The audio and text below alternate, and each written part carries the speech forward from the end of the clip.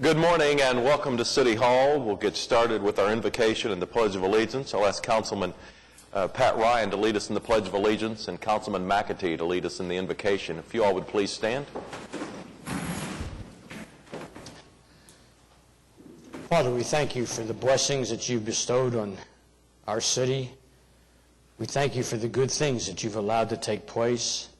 We thank you for the people who had the vision to put these plans in process, for the responsibility shown by the citizens and by the staff and by different companies to keep things moving in the right direction.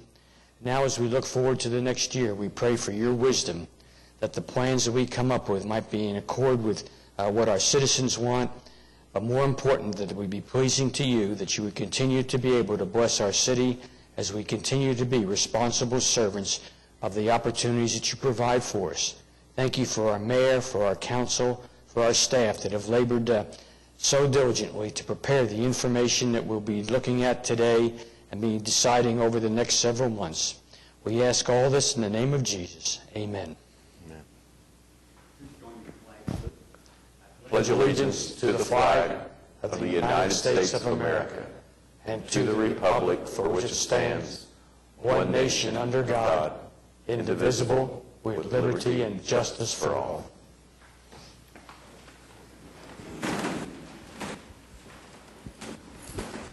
We'll call the meeting to order and quickly recess the council meeting and then convene as the Finance Committee. I'll start by praising staff for the budget book itself, although I haven't had a chance to go through much of it. I love the presentation. I think it's very reader-friendly, and I know our citizens appreciate the idea that it's all here in such a readable form. I thought I would talk to council before we get started about format today. We're going to be hearing from individual departments. Thought it might be best if we allowed the department head to complete their entire presentation and then do a round of questions. And we'll just go from one end to the other or have some order, as opposed to interrupting and interjecting comments and questions along the way. That sound all right for format? Okay, seeing heads nod, so we'll take it there and I'll pass it over to the city manager. Thank you, Mayor. We're going to start this morning by a overview of the budget. Doug came up last week and gave us a very brief overview, and he's going to give us a little bit more of detailed overview this morning, and then we'll follow that by presentations by the fire department, the police department, and then public transportation and parking. So with that, Doug? Very good. All right. Well, we've got just, again, as a refresher, our general fund budget for FY13 is proposed at $387.3 million. The other operating funds, $206.8, and our non-operating funds at $357.8 million, so a total budget of $951.9 million for the city for FY13. Last week we looked at the operating funds. I thought this week we might take a look at the total revenue picture for the city. Again, that $951.9 million. Again, you'll see taxes is the largest piece of that at 57%. That's $543.7 million. Sales tax, of course, is the largest piece of that at $439.8 million. Now, when we're looking at the total budget, taxes also includes property taxes. In our debt service fund to pay back our GO bonds, that totals about $77.4 million. The fees and charges include things like franchise fees, business licenses, building permits, ambulance membership fees, the stormwater drainage fees. That accounts for 16.7% of the total. Transfers in, again, these are transfers from the public trust for operating costs primarily for water, wastewater, solid waste, and airport services. When we're looking again at the total budget, we have federal grants. Those make up about 4.5% of our budget at $43.3 million. And then fund balance is a significant portion of the total budget at 12%, which is equal to about $114.2 million. And some of the funds that have budgeted significant amounts of fund balance include city and schools capital projects use tax at $16.2 million, sports facility sales tax at $12.7 million, the MAPS 3 use tax at $10 million, and other capital improvement projects, the capital improvement projects fund, at $23.9 million. Focusing in on the general fund for just a moment, again, this should look familiar, but 52.4% of our general fund revenue comes from sales tax. That's $203.1 million is what we're expecting next year. Franchise fees, other taxes is primarily the use tax, but that's 11.9%. Franchise fees are 10.7% of the total. Fines are $22.5 million, or 5.8% of the total. Other fees and charges, again, building permits, admin charges, those sorts of things, make up 16.8%. And then other revenues, a very small piece at 2.3%, but that includes interest, fund balance, transfers in, and some other small miscellaneous services. When we look at the expenditures, again, looking at that big total, $951.9 million, personal services is the biggest piece of that at 47.4% of the budget. But you'll see when we include the total budget, we have capital outlays and debt service become a very big piece of the total at 17% for capital outlay and 9.6% for debt service. So the pie looks a little bit different. When we switch back to the general fund, now you'll see personal services again at that higher level, 72.8%, because so many of our people are there in the general fund. That's where most of our operations occur. And you'll see that debt service and capital outlay are almost non-existent in the general fund. We do have a $5 million transfer budgeted in the general fund for capital that gets transferred to the capital improvement projects fund. So we do have funding for capital in the general fund, but since it's budgeted as a transfer, it doesn't show up in that capital line item. I thought we might just take a minute to flip through the budget book just to kind of orient you with where things are. And so I don't know if you have those with you, but it may be easier. We've got the introduction section. Contains the transmittal memo from the city manager and a summary of major budget changes up at the front. Our financial summary section kind of goes through some narrative and the detail on our revenues and expenses. And then we've got the departmental budget section. That's the biggest section within the book. And that's where each department outlines some of the issues that they're facing, the strategies they're using to address those issues, and the results they're expecting there. We go through the major budget changes in each department. And then also have kind of a detailed breakdown of their budget, where they get their funding for the different pieces of their operation. And then we go line of business, or sometimes people may refer to those as a division within the budget. So lines of business, similar to a division, and the programs that they have within those lines of business. So when you're looking at a department's budget, there's a lot of detail there. The next section is our fund summary section. This is where we go. So the general fund, the fire sales tax fund, or the police sales tax fund, each of those funds is identified individually in that section. This is the format that is prescribed by the Municipal Budget Act. So when you adopt the budget officially on June 12th, it'll be in this format that's in the fund summary section. So legally, all we have to do is this fund summary section here. We didn't feel like that's sufficient to give you all the information you need to look at the budget, or when a citizen wants to look at what do we get for that money. That's why we have a lot more in there. But so that fund summary section is really the legally binding budget for the city. Following that, we have the capital budget section, which goes through details the capital expenditures we expect to make next year. This is separate from our 5-year CIP plan. We'll be bringing that back later this summer. That lays out our 5-year plan. This is basically the first year of that capital plan, all the projects we expect to accomplish next year in our capital program. And then we have the appendix, which has our policies, our compliance tables that shows how we're in compliance with those policies, an appendix with kind of a glossary of terms, that sort of thing that's available at the back there. So just kind of wanted to run through that. It's a very big document. It's a lot to wade through. But we wanted to make sure we had all the information out there for you as you're looking through this. And I would like to note, too, that the budget is available out on okc.gov under the Finance and Budget tab. There's a link to the proposed budget where you can go through that online if you want to do that as well. Turning to the positions that are in the budget, as we mentioned last week, there are 85 additional positions in the budget for FY13. The departments that are going to be presenting their budgets this year during the Finance Committee meetings account for 74 of those 85 new positions.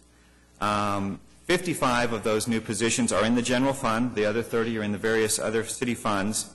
And I went ahead and included this chart just to, again, show that kind of ebb and flow in positions that we've had over the years, again, primarily based on how our revenues are doing and how those have attributed to our personnel costs. Taking a look at the departments that are gaining positions that are not going to be presenting, I just wanted to run through those briefly. The City Manager's Office is adding 2 new positions. An Energy Manager position will be in the Office of Sustainability. This is a position that was cut last year. It's being restored. And then we also have an Events Coordinator will be added in the Public Information and Marketing Office. This is not to coordinate city events, but for those who are wanting to hold an event who need to get city permits and help get through that process so they can have a legal and functional event and make sure they get through that process as easy as possible. Within finance, we're adding a specialist for debt management and to help with our performance management process, LFR. Within general services, they're adding an executive assistant that's a restoration from a budget cut in prior years.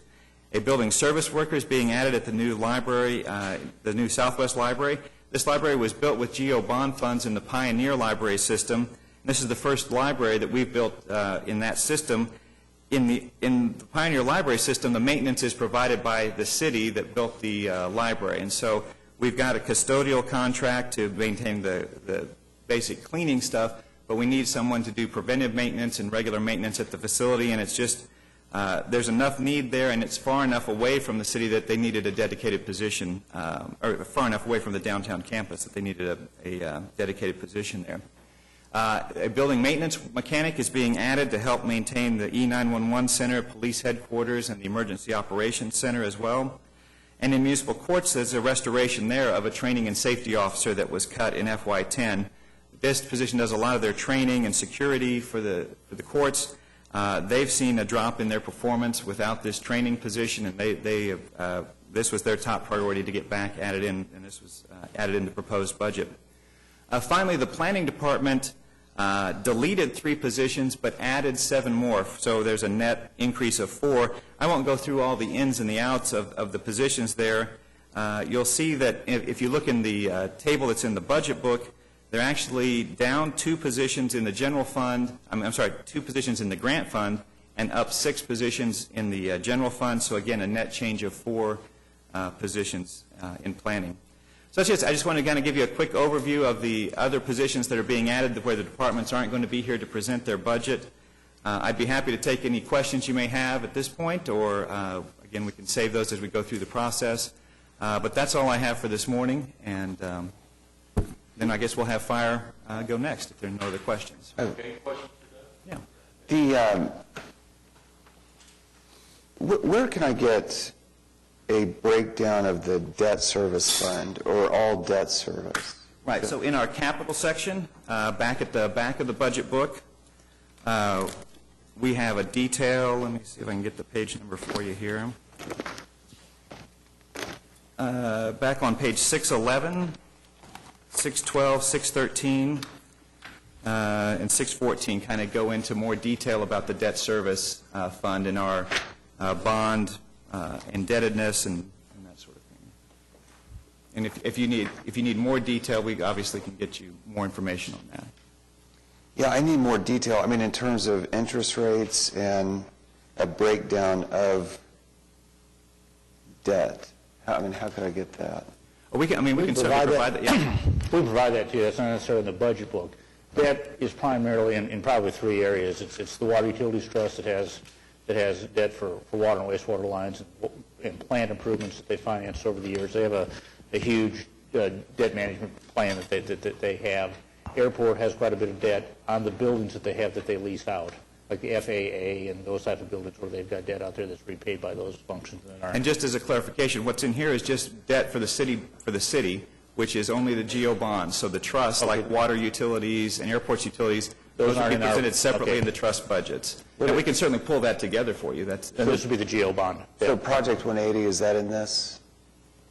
I believe that's a debt that's through the Public Property Authority. So that's a separate trust. Okay. So 9.6%, I mean, that's roughly $95 million a year that we're spending on debt service? Well, let me pull up the... That doesn't include Project 180? That's correct. The only piece that would include would be the GO bond portions of Project 180. So at the Myriad Gardens or those types of things that were funded by GO bonds are a piece of that debt service. Our debt service budget for next year is $85.6 million for GO bond retirement. Just as a point of interest, what type of interest rate do we get on the money that's in our fund balance? Right now, it's been pretty low with low interest rates. I mean, again, we have a very conservative investment philosophy to maintain principal. So, I mean, it's in the 1.5% range right now. Again, it goes with the market, and they don't invest.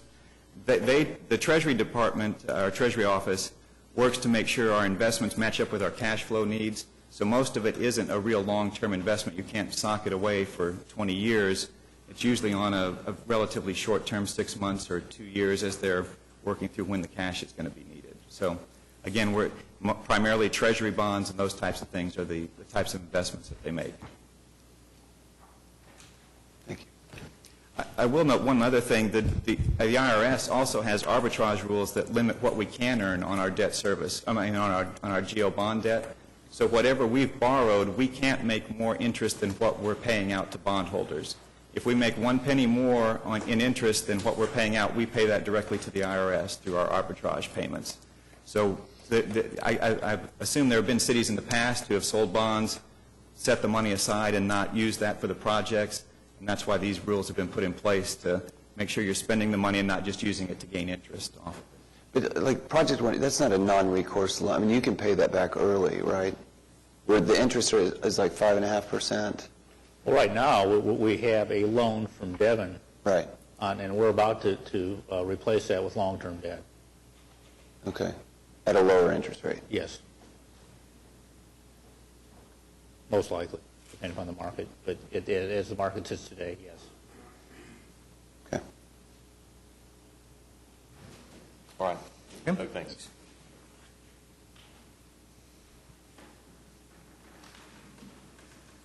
Chief?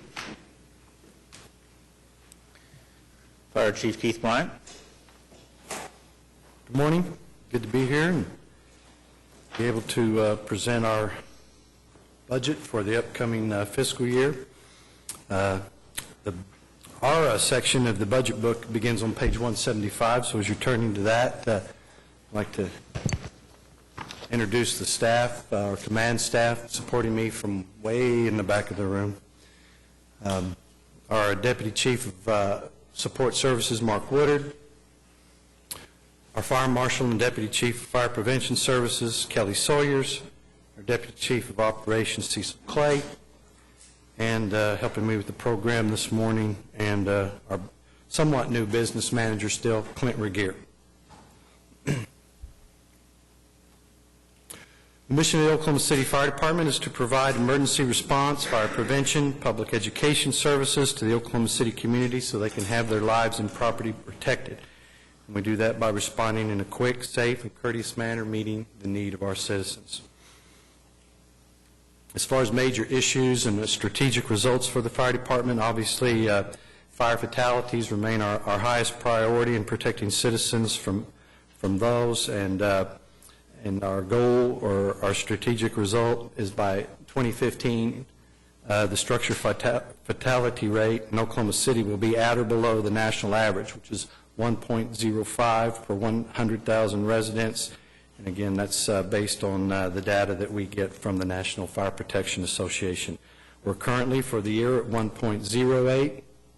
We had 6 fatalities since July 1. And so we're right at that level that we want to be at, as far as not being over that, but obviously we continue to work with a lot of our public education programs geared toward reducing that even lower. Increased service demand continues to be an issue, and how that affects our response time. So by 2015, each year the citizens of Oklahoma City, even anticipating growth in the outlying areas, will still receive emergency responses within 6 minutes, 70% of the time, to protect their lives, assess and treat their medical needs and emergencies, and limit damage to the property environment. We're currently, for the year, at 73.8, and we'll go to the next slide, and it gives you an indication of how we've been trending over the last few years. And so we continue to meet that 70% target, and we're a little bit above that. In fact, the information you have here gets through the end of December, but for the latest quarter, we're even a little bit higher. We're up around a little over 74%. So continue to do well in that area as far as emergency response and response times. On the emergency medical services, we want to continue to increase the level of cooperation and integration with IMSA, and we've discussed that some in the past here recently, and we'll probably discuss it a little bit more this morning. Want to continue to train and hire additional paramedics to upgrade all engine companies to paramedic or advanced life support status. In our last recruit class, I think we had about 9 paramedics. The upcoming class, I know we have some. I'm not exactly sure how many that we'll have in our upcoming recruit academy, but we believe that, again, because of the success we've had in recruiting and hiring paramedics, that we'll be able to add at least an additional advanced life support engine in the upcoming fiscal year. And obviously, the CAD-to-CAD interface project continues to go through the implementation phase, and we're hopefully we can get that going here before too much longer, again, to make us a little bit more efficient in our response to emergency medical incidents. On disaster preparedness, obviously something that we have to maintain a good level of response and have the equipment and necessary assets that we need in the event of some type of disaster. So we're going to continue to pursue Homeland Security grants in support of urban search and rescue equipment and response needs. Obviously, we have some challenges there as well with decreased funding from the federal level. Oklahoma City, the Oklahoma City region was considered an urban area security initiative region. We lost that status last year. We dropped off the list like a lot of other cities did because of the decreased funding, and so that particular funding source for these needs will run out in the next couple of years, so we'll have to be looking at that and addressing that. Chief, point of clarification, we dropped off the list because they limited the criteria. Correct. Well, yeah, they reduced the number of regions that they previously were funding. It was nothing about our demographics. No, sir. It was a policy done by Homeland Security. Yes, sir.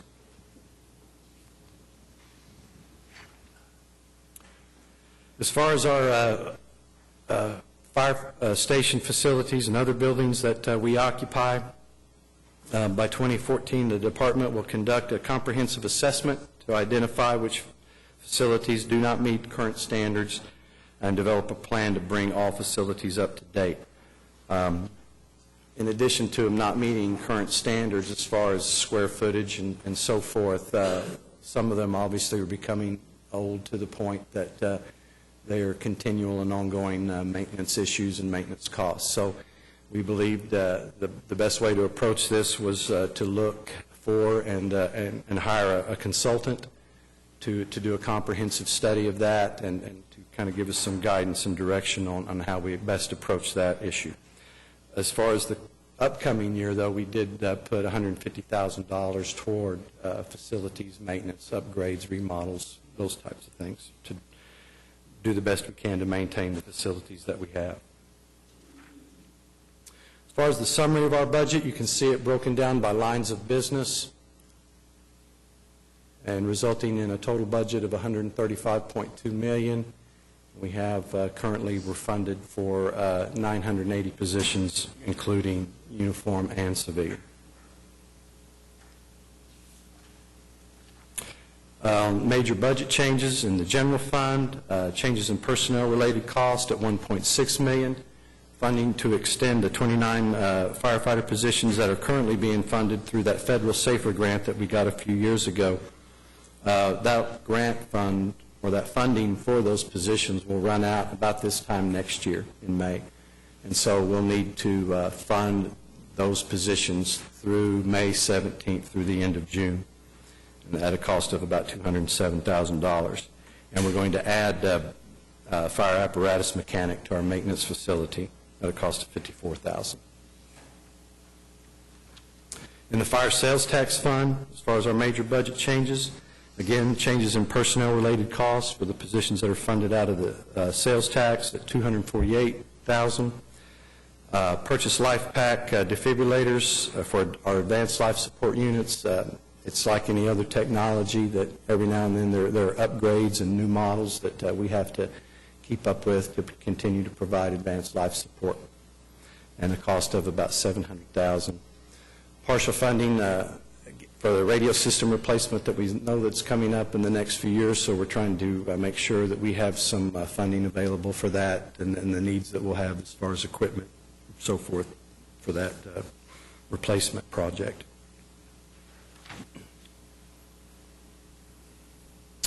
As I mentioned, we put aside additional funding, $150,000 for station repairs. Funding for the recruit overage project, we started this last year because of the retirement option known as the backdrop or drop back. It's not as easy for us as it has been in the last several years to know when people are retiring and who.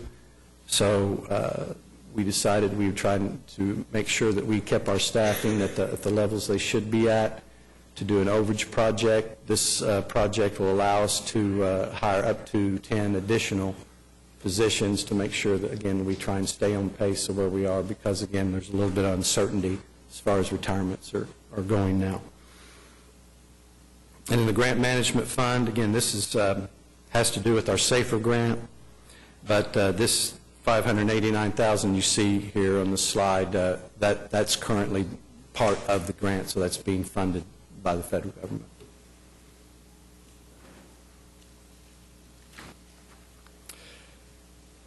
As far as the organizational structure of the department, you can see it broken down here. The administrative line of business with the in the red up there, on the blue is our Fire Prevention Services Division.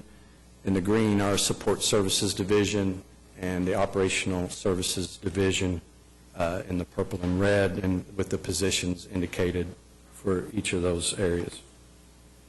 Again, it's 951 uniform positions, 29 civilian, for a total of 980. On the lines of business, as far as fire prevention services, the purpose of the Fire Prevention Services line of business is to provide public education, code enforcement, fire investigation to the residents and the business community, and visitors of the city, so they can benefit from a reduced risk of loss from fire and other hazards. And again, that's community risk reduction is really where we aim a lot of those efforts to try and reduce risk to the community. The breakdown as far as positions and cost, you can see there the investigation section with 13.4 positions, the inspection and code enforcement work section at 14.6, and public education at 9 positions, a total budget of $4.7 million. We anticipate conducting, again, just based on our most recent history, over 100 fire investigations in the coming year. Code enforcement will process almost 6,000 requests for services, and that runs anywhere from inspections, special event permitting, burn permits, those types of things. The operational services line of business, the purpose is to provide emergency and non-emergency responses to all residents and visitors in the community so they can have their lives and property protected from fire, medical emergencies, and other hazards. And a breakdown of how the budget is for this division or line of business. There's 872.5 positions. Again, the majority of the work, and so where the allocation is for those personnel is in emergency medical services. Fire suppression being represented in red, and training in the green, and for a total budget of $101.7 million.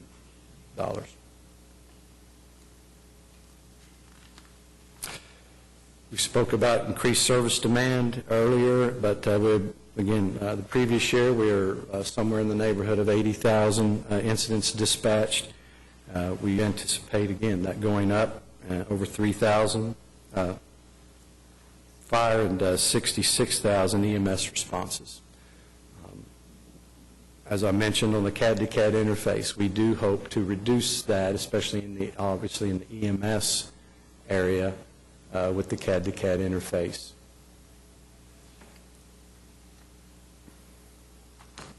Support services line of business, the purpose is to provide dispatch, fleet, equipment, facility management services to the fire department so they can receive timely dispatches and properly maintain fleet, equipment, and our fire stations or other facilities. And the breakdown on the budget for this division, fire dispatch with 19.5 positions, fire maintenance 14 positions, total budget $9.7 million. One of the things support services will be working on is begin the construction on the new Station 26. This is one of the projects in the 2007 general obligation bond issue. This facility will be located at the corner of Southwest 119th and Rockwell. We obviously have purchased the property for this. We're currently in the design phase. We anticipate maybe another 2 months before we have a final design. And so we're hopeful in going through the contract for the bid process for a general contractor. We maybe start this project in the fall.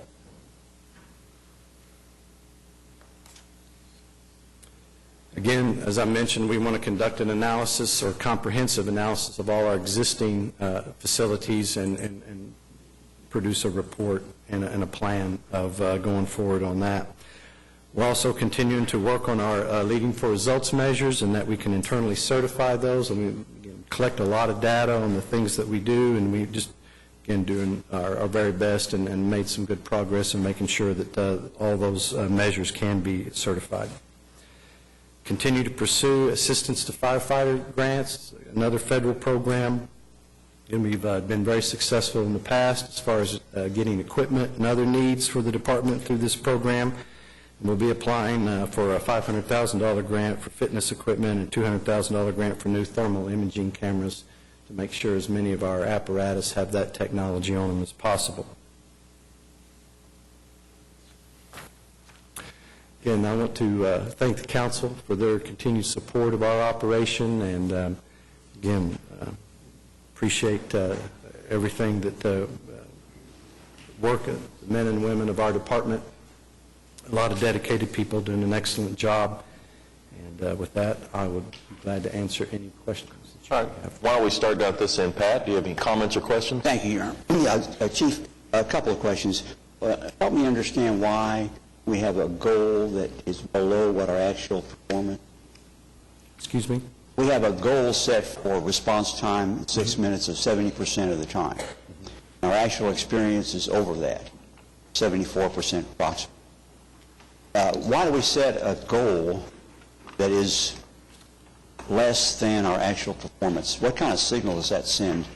Well, I mean, if you go back to that graph that I showed you, and you go back through the years, you can see that there was at one point where we actually dipped below that because of some issues that we were having in putting on the new technology with our CAD system and so forth that was actually impacting that. And also service demand impacts that too. So at that time, we felt that goal was attainable, but you know, you can see that it's been challenging at times. I would just tell you that as we continue to do better, and as we have to review our measures and our strategic results every year, that is something that we can obviously adjust. So if we're doing well in that, then absolutely we would adjust that target up. Okay, thank you. Second question, and this is on support services. You've got 19 positions going in here as dispatch. Are those uniformed? Yes, sir. All right. Thank you. Thank you, Your Honor. Okay. Skip? Mine is the 2014 assessment, Chief. Is there any reason why there is a wait period for 2014?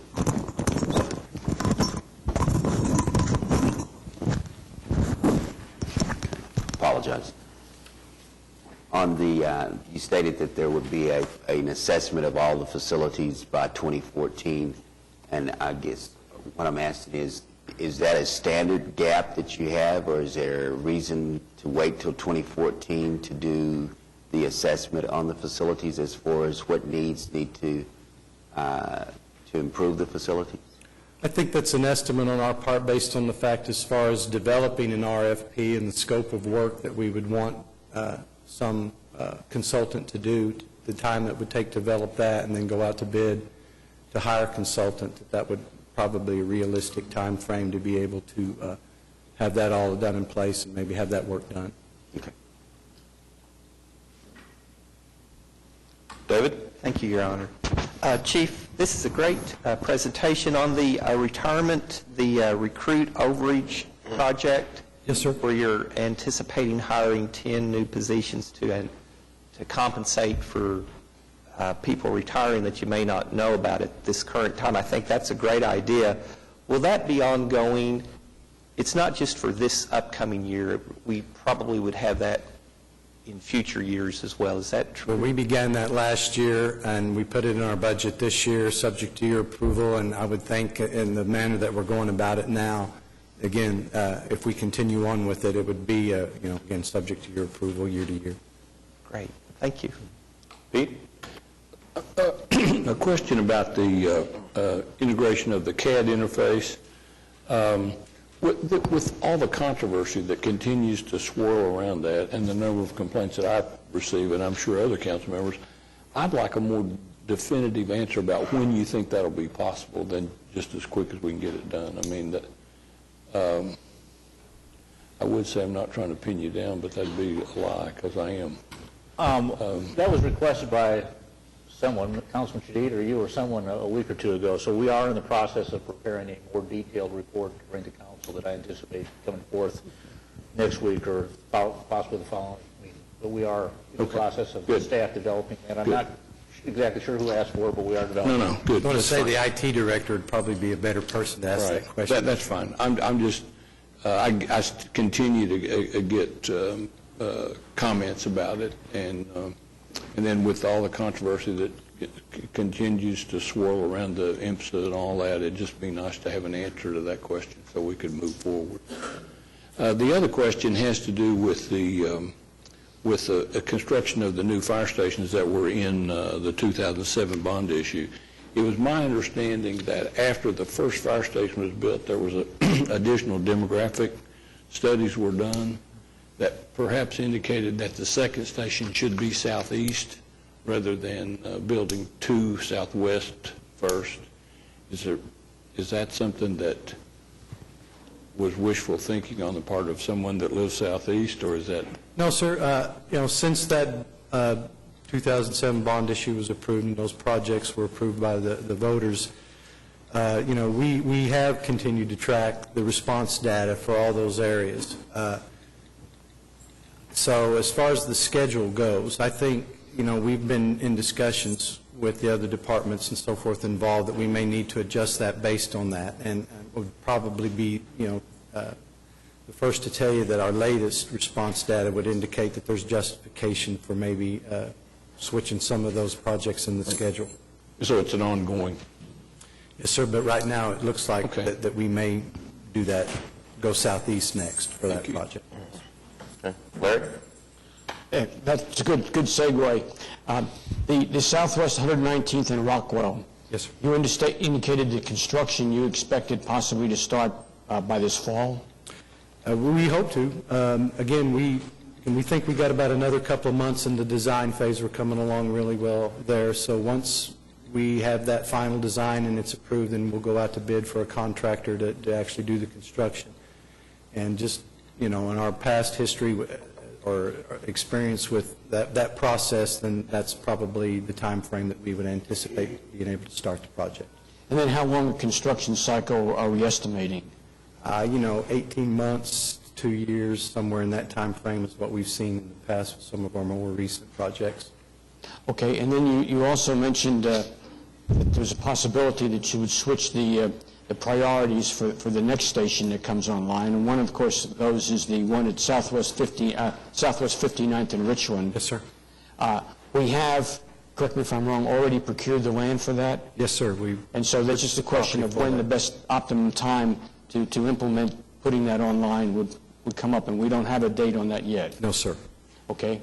Then we've been talking about for a number of years, Chief, the ALS units, and at one time we had a goal that every station would be manned by an ALS unit. Is that still the goal? Yes, sir. And how do we stand overall on Of moving our towards that? 35 engines right now, 27 are ALS. And so if we add another one this year, we'll be up to 28. And we continue to push forward. But again, it's all due to the number of paramedics that we hire or train our incumbent firefighters to the paramedic level. Yeah, it's both a personnel issue, and then it's also an equipment issue to get the engines. Yes, sir, but that's funded through the fire sales tax fund, and so there is has been funding for that. So the We've been funding doing this the initiative. funding for the equipment itself is not the major Correct. hindrance. It's getting the personnel trained to staff it. Correct. Thank you, sir. I just, in regard to the ALS engines, a couple years ago, we talked about that because of the long response times by IMSA in the rural areas, that perhaps it would make sense to have the ALS engines located in the rural areas where you get that kind of emergency care to people quicker. Has any conversation been continued about that? It does come up from time to time, obviously, and I will answer it the same way I think I've answered it in the past, just to be very consistent here, is that the council direction that we have right now is to go by overall responses and to add those busiest units as we go along, and that's been the criteria. We certainly could look at it from another direction and maybe, even if you will, a more strategic look at it and discuss that. And I would be glad to present some options for that. And again, whatever your direction is on that, we would be glad to follow. Well, I'd like for you to look at that, because the more I think about it, in the areas where you have the slowest response times by IMSA, it seems to me that we ought to be trying to do something to enhance the ALS service in those areas when we already have our folks out there. Just, if you could just look at it at least. I'm sure that with the way Ward 1 has changed, Gary's going to have a lot of those there. I know Larry and I both have, and Skip have a lot of those pretty slow response times by IMSA in those rural areas. So, And because we are at the point where we're at right now with 27 of those engines being ALS capable, we are actually moving out into those outlying areas. right. But I'd just like to see that perhaps a little different look at it philosophically, and just see what that impact would be. Obviously, Glad to do it. I have a personal interest in it, but I'd just like to know what the impact would be, especially now that we're really well into the program, where you wouldn't be really depriving that of, I could go on, but you know what I mean. Thank you. Glad to do it. Yes, sir. Ed? This budget plans for an increase in fuel costs of about $188,000. Do you know what the total fuel budget is? We started the year about $850,000. Do you know what the approximate miles per gallon fuel efficiency of the rigs is? Our diesel apparatus, our engines and our ladders, probably somewhere in the 2 to 4 mile per hour range. 2 to 4 miles per gallon. Miles per gallon, yes, sir, I'm sorry. Of the 66,000 EMS calls, what percentage would you guess would be level 3 non-priority calls? Well, based on, again, where we're headed with the interface and the response protocols that have already been loaded onto the CAD system, again, our estimates is that we can probably reduce our total call volume by about 20%. So obviously, most of those are in the EMS side of things. So if you want to, transpose that 20%, to 20% less fuel cost. So it would be about 13,000 less EMS calls a year. Correct. And just to review what you were saying, I mean, you've negotiated protocols with IMSA and with the medical director of IMSA on the type of calls level 3 calls that you would still go on, and the type of level 3 calls that you would no longer go on, in anticipation of the CAD-to-CAD interface coming online. That's been done for some time, yes, sir. Right. And we just brought this up at the IMSA board last month. They understand. They have no problem with going forward. I don't sense that the council has any sense going forward. The only thing that we're waiting on is the CAD-to-CAD interface software glitches to be figured out, and for that to come online. Yes, sir. That's the only thing blocking us from these fuel savings and wearing down our rigs. And so I think, I mean, this has gone on for more than a year. I think it's time to hear from the vendor. I mean, I think there's an agreement between our IT department, fire, and IMSA, but it's not in any of those organizations' court. It's all the vendor. Correct. And so we've paid the vendor. I mean, I'd like to hear from the vendor as the months continue to go on and on and on. Maybe they can come and explain to us, because nobody seems to know exactly a time for how many more months this is going to go on. And I couldn't stand here and tell you exactly today. I know that, again, they continue to work on it. I mentioned this a couple of weeks ago when we were discussing this, that we have tried to basically make the vendor very aware that we're somewhat impatient at this point with the process and where it's at, and that we would like for that to be a little bit more of a priority for them maybe than it has been in the past. So we're making some efforts to try and to basically, again, make sure that they're very, very aware and make sure that they're putting the time and the people on this project that they need to work these issues out. Okay.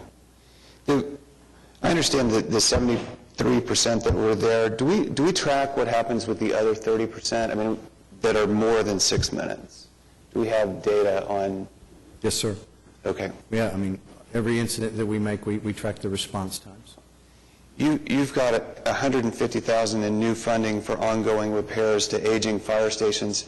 How much longer can we go on? I mean, I get a sense that we're going to need a lot more than that in the years to come. Is that a fair statement? I think that would be a fair statement, again, just because of the age and condition of some of our facilities, and that's why we're taking this comprehensive look at it. We definitely need to address that, and hopefully we'll be able to come up with some type of plan of how we go forward in the future. Okay. In terms of how we're using the MAPS 3 use tax fund, it's $1.7 million for the annual replacement of handheld and mobile mounted radios. Is that, can we expect that's about what we're going to spend each year, $1.7 million, or? I don't know. Again, we know that that's coming, and that's something that we have to address. So again, we're trying to. Sorry to interrupt. Go ahead. Actually, what we noticed when we put the budget book together, that's an error in the budget book. That's the total radio replacement citywide. So that includes police, fire, citywide. But $1.7 million is the cost to replace all radios next fiscal year. And some portion of that is fire. Right. Okay. Okay. We got that in the budget run through last week. Okay. All right. Gary? Well, just to follow up on a couple of things, and I promise not to beat you up, Chief. I know he always worries about getting around to this seat probably, but to follow up on Pete's comments about the ALS engines out there, there was a concern when I was chief and we were addressing this, and I assume it's still there.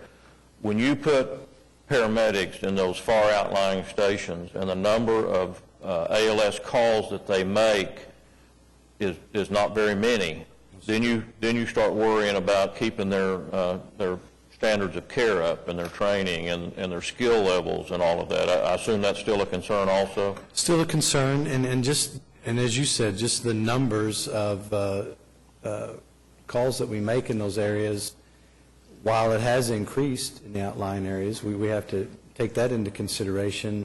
I mean, that's always been what we've kind of, the criteria. Do we put those assets out there where, although we can put an advanced life support unit on the scene quicker in those areas, does the numbers as far as total calls justify that? So that's always been the criteria, and again, I've stated in the past that there's you always have options and other considerations that we can take into consideration. When you say number of total calls, you're talking about number of total calls where ALS was required, that you couldn't have done with just basic life? Well, total calls period, and then yes, sir, absolutely, yeah. where you have some type of advanced life support need there. Well, there was also an understanding years ago that when we finally got to the point that we had ALS engines in all of those outlying areas, you were probably going to have to institute a system of rotating those paramedics around to keep their skill levels up. would that be something you'd say still needed to be looked at?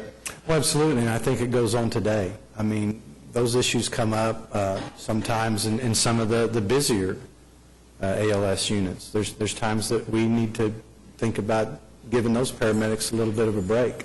So our battalion chiefs that are managing those districts take a look at those issues and try and make sure that we're, again, if somebody needs to, a little break from that we do that, and then some that might not be getting enough experience and actual work with the patient, that we put them on the busier companies.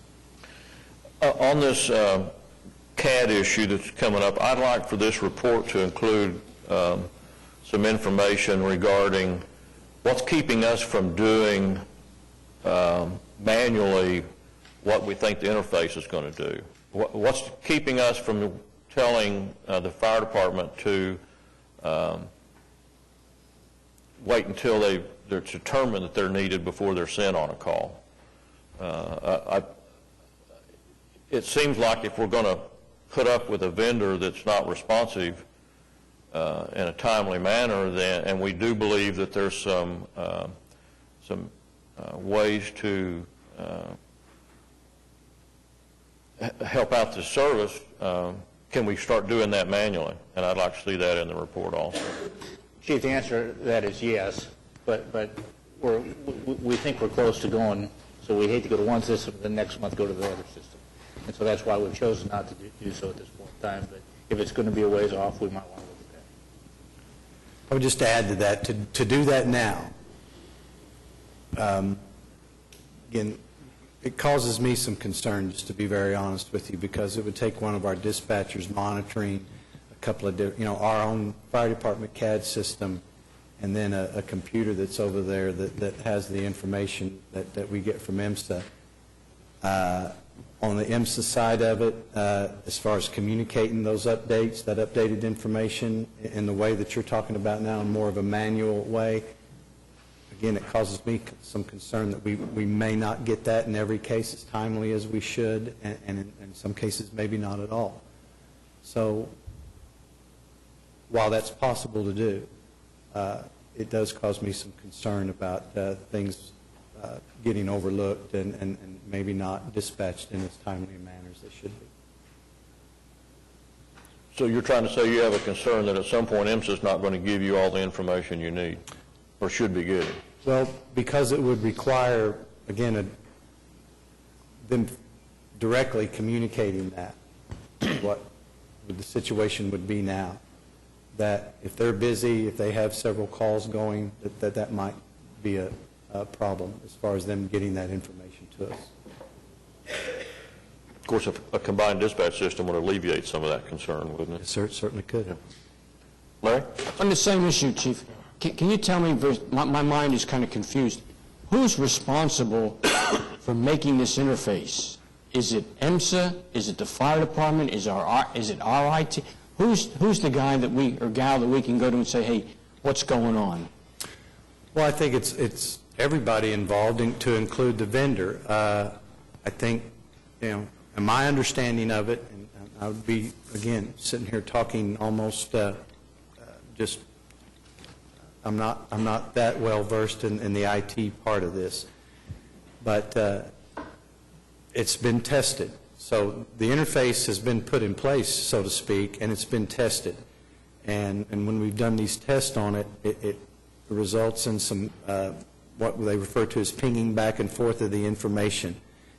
And so I don't know, as far as configuration, go ahead. Well, but the answer is that what we've got right now is it's a integration of the EMSA system, and EMSA is using, it's EMSA's dispatch system and their contractor.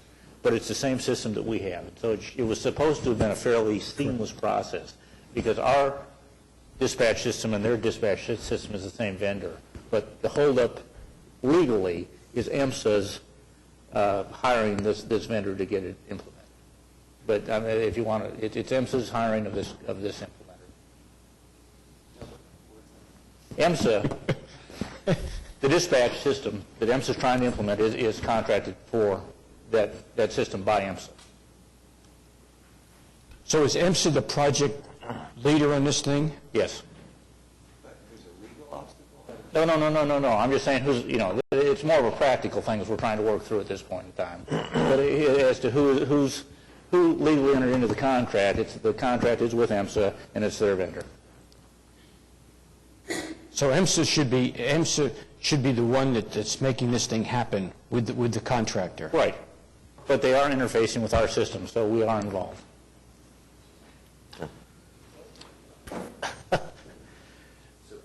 IMSA purchased a new dispatch system that would be like ours. That was And in the purchase of that system was this new interface that was going to be involved in it. That's correct. So when you say IMSA is legally responsible for that, it's under the contract where IMSA was putting in the same system as us. Right. But the problem that they're having is not that IMSA is not holding their contract to the fire, it's that the vendor can't work out the bugs between the systems. That's correct. Okay. But it's IMSA's system, was what the point I was trying to make, and I didn't do that well. Right. Okay. Pete? One other comment about the EMS in the lower call areas. I understand the integration of skills argument. I mean, that's a valid concern. But it seems to me relatively simple to do what you suggested was happening once in a while, is do it all the time. I mean, because it may not make sense in the foreseeable future to fully staff EMS firefighters at those stations. But if we have the money to do the ALS engines, I don't know why we don't put the ALS engines out there and then rotate people, like you said, to those, so you have people out there. It doesn't make. I don't understand why we can't do that. We can. Again, our direction has been, since this program started, that that's how we implemented it. So, Well, I understand, and again, I would be glad to give options or other options that we could look at. The economics of it seem to me to indicate that we may be a long time away before the population out there would justify having that happen. Under the current criteria. Under the current criteria. It seems to me just a minor alteration in our criteria to say that we go ahead and put the ALS engines there if we have the money, and then we rotate people there. That seems to me a way we get it now. We don't have to wait. If the money's in the bond issue the sales tax money is there available to put the ALS engine there, it just seems to me we could do it now then, if all it takes is a rotation plan. Because I fully understand the integration of skills thing. I mean, I've listened to that 20 years and I understand that completely and I agree with it. But if you have people in extremely high frequency situations, the rotation to a fire station like the one at 74th and Anderson would be a way to provide that service out there and give a guy a break that was in that stuff too often. Is that just too logical? Now you don't have the person to replace the high frequency that's leaving. If you pull one out of an area. I was just accepting the fact that the chief said they do that once in a while. He said that's what they do once in a while. And to add to that, too, obviously, to maintain your paramedic certification requires a lot of ongoing training. So that's another way we address skills. It's not just all respond and actual but I do contact with understand the patient. integration. I do understand, because it is training and actual performance on the job in that area are remarkably different, it would seem to me. Yes. The difference between being on the spot and being in a training classroom are remarkably different. But it just seems a way to send that service to other areas. I mean, obviously, I have an area that's 90% not covered by that, probably geographically. Not population-wise, but geographically. And Larry has a pretty substantial area, and I know Skip does, and I know Gary does now, and the way it's been reorganized. I just think it needs another look. Especially if the funding is there to do ALS engines, then it seems to me it needs another look. And we'll be glad to do that. Ready to move on? Chief, thank you. Appreciate it. Thank you very much. Police? As Chief City comes up, do want to point out that we're very blessed with the type of public safety folks that we have at Oklahoma City. When you add the two budgets for police and fire together, it's about $317 million, so it's a significant part of our general fund. And we have in the state the best trained, best equipped public safety folks around, and the command staff that's in the room today with both police and fire is just outstanding, and that's exemplified by Chief City and Chief Bryant. We're very, very blessed with what we have. I know some of you had the opportunity to go to the Police Awards Banquet over the weekend, which is always a very inspiring event, and of course the Fire Awards Banquet was a couple of months ago. So there's some amazing folks out there that are very dedicated to this city on a daily basis. Thank you very much. I'll echo that also. I have some executive staff in the back that's here with me. Jason Clifton, Lieutenant Clifton, who works in planning research, has helped with obviously the project, and my business manager, Renee Sakow, who is obviously one of the most important people in the police department because she keeps a tight string on our dollars and where they go and how they're spent. So I will start with our mission statement, and the mission statement hasn't changed for the last couple of years, where the mission of the police department is to provide public safety services to promote a safe environment and lessen the fear of crime to the Oklahoma City community so they can experience an enhanced quality of life. Our proposed budget for fiscal year 13, you can see between our main divisions, our operating total budget is about $163 million.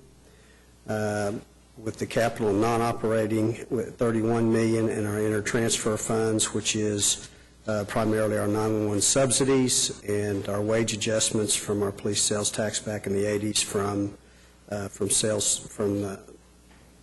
sales tax for the rank of sergeant. It was from the general fund to the police sales tax for that adjustment in the rank of sergeant we made back in 1989. That $12 million is primarily that number. Our total budget is $182.8 million. Budget by source, you can see that obviously the largest portion of that is our general fund.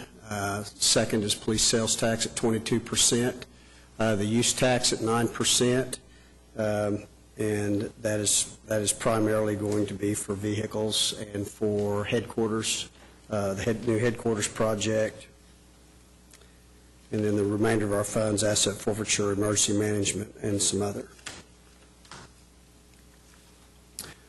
Going into our police department issues, you can see where the demand for police presence and services, coupled with the increased scope and complexity of police investigations, continues to grow. The continued use of our strategy for that is our continued use of overtime programs to address high crime areas, traffic enforcement, and increased presence in our entertainment district. Most of our overtime funding goes to gang enforcement, hot spots. Obviously, our entertainment district has grown over the last several years, so we need to maintain an increased presence in that regard.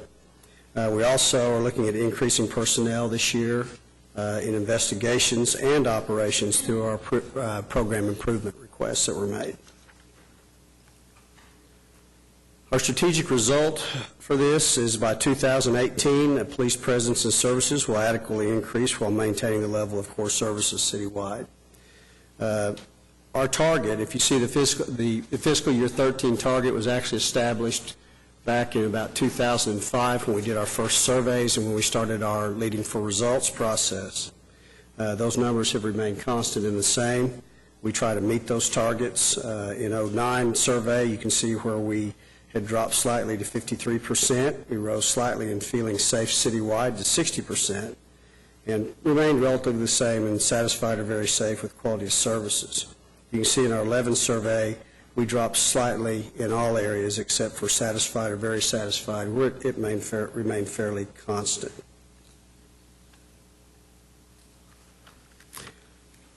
Another strategic result is that the percentage of our percent of our priority 1 calls responded to within 9 minutes and 30 seconds. Our target is 90%. It's high. That originally when we started the LFR process, we set it at about 70%, which is what we were currently doing at the time. When we went through our staffing study process, we determined that probably our target should be a lot higher than that. We should actually be trying to respond to our most serious crimes 90% of the time within that 9 minutes and 30 seconds. This fiscal year to date, we're at 72%. We've actually dropped a little bit from last year, where we were right around 76% during last year. You can see below that, you can see our UCR, which is our Uniform Crime Reporting. Those are FBI statistics that we're required to report to the state, and the state reports those obviously to the FBI so that they can show national trends. You can see in 2010, that was the last. 2011 has not come out. They're usually about a year behind. So 2010 UCR was at clearance rates for person crimes. Crimes against persons was 47%. You can see we're in Oklahoma City in 2011 UCR, we were at 46%. So we were just right at the national level. For property crimes in the UCR, we're about 6% below that 18% and have struggled with that. Last year we were at 14%, so we've dropped slightly over the last 12 months. Now, the way we report leading for result crimes against person and property is just a little bit different because we include more crimes in that. We want to look at all of our crimes. UCR just covers some of the most serious crimes: homicide, rape, aggravated assault, burglaries, larcenies, auto theft. Some of those major crimes is what they measure. In our LFR, we actually include simple assault, just minor assaults, forgery, fraud, embezzlement, and some minor sex offenses. So it's a little bit different. As you can see on the right, where we show our fiscal year target is at 67%.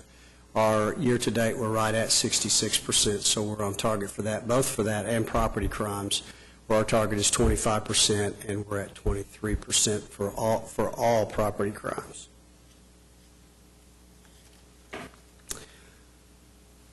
Just for your information, we wanted to show, since about 2003 or 2004, some of the crime trends we have here in our person crimes.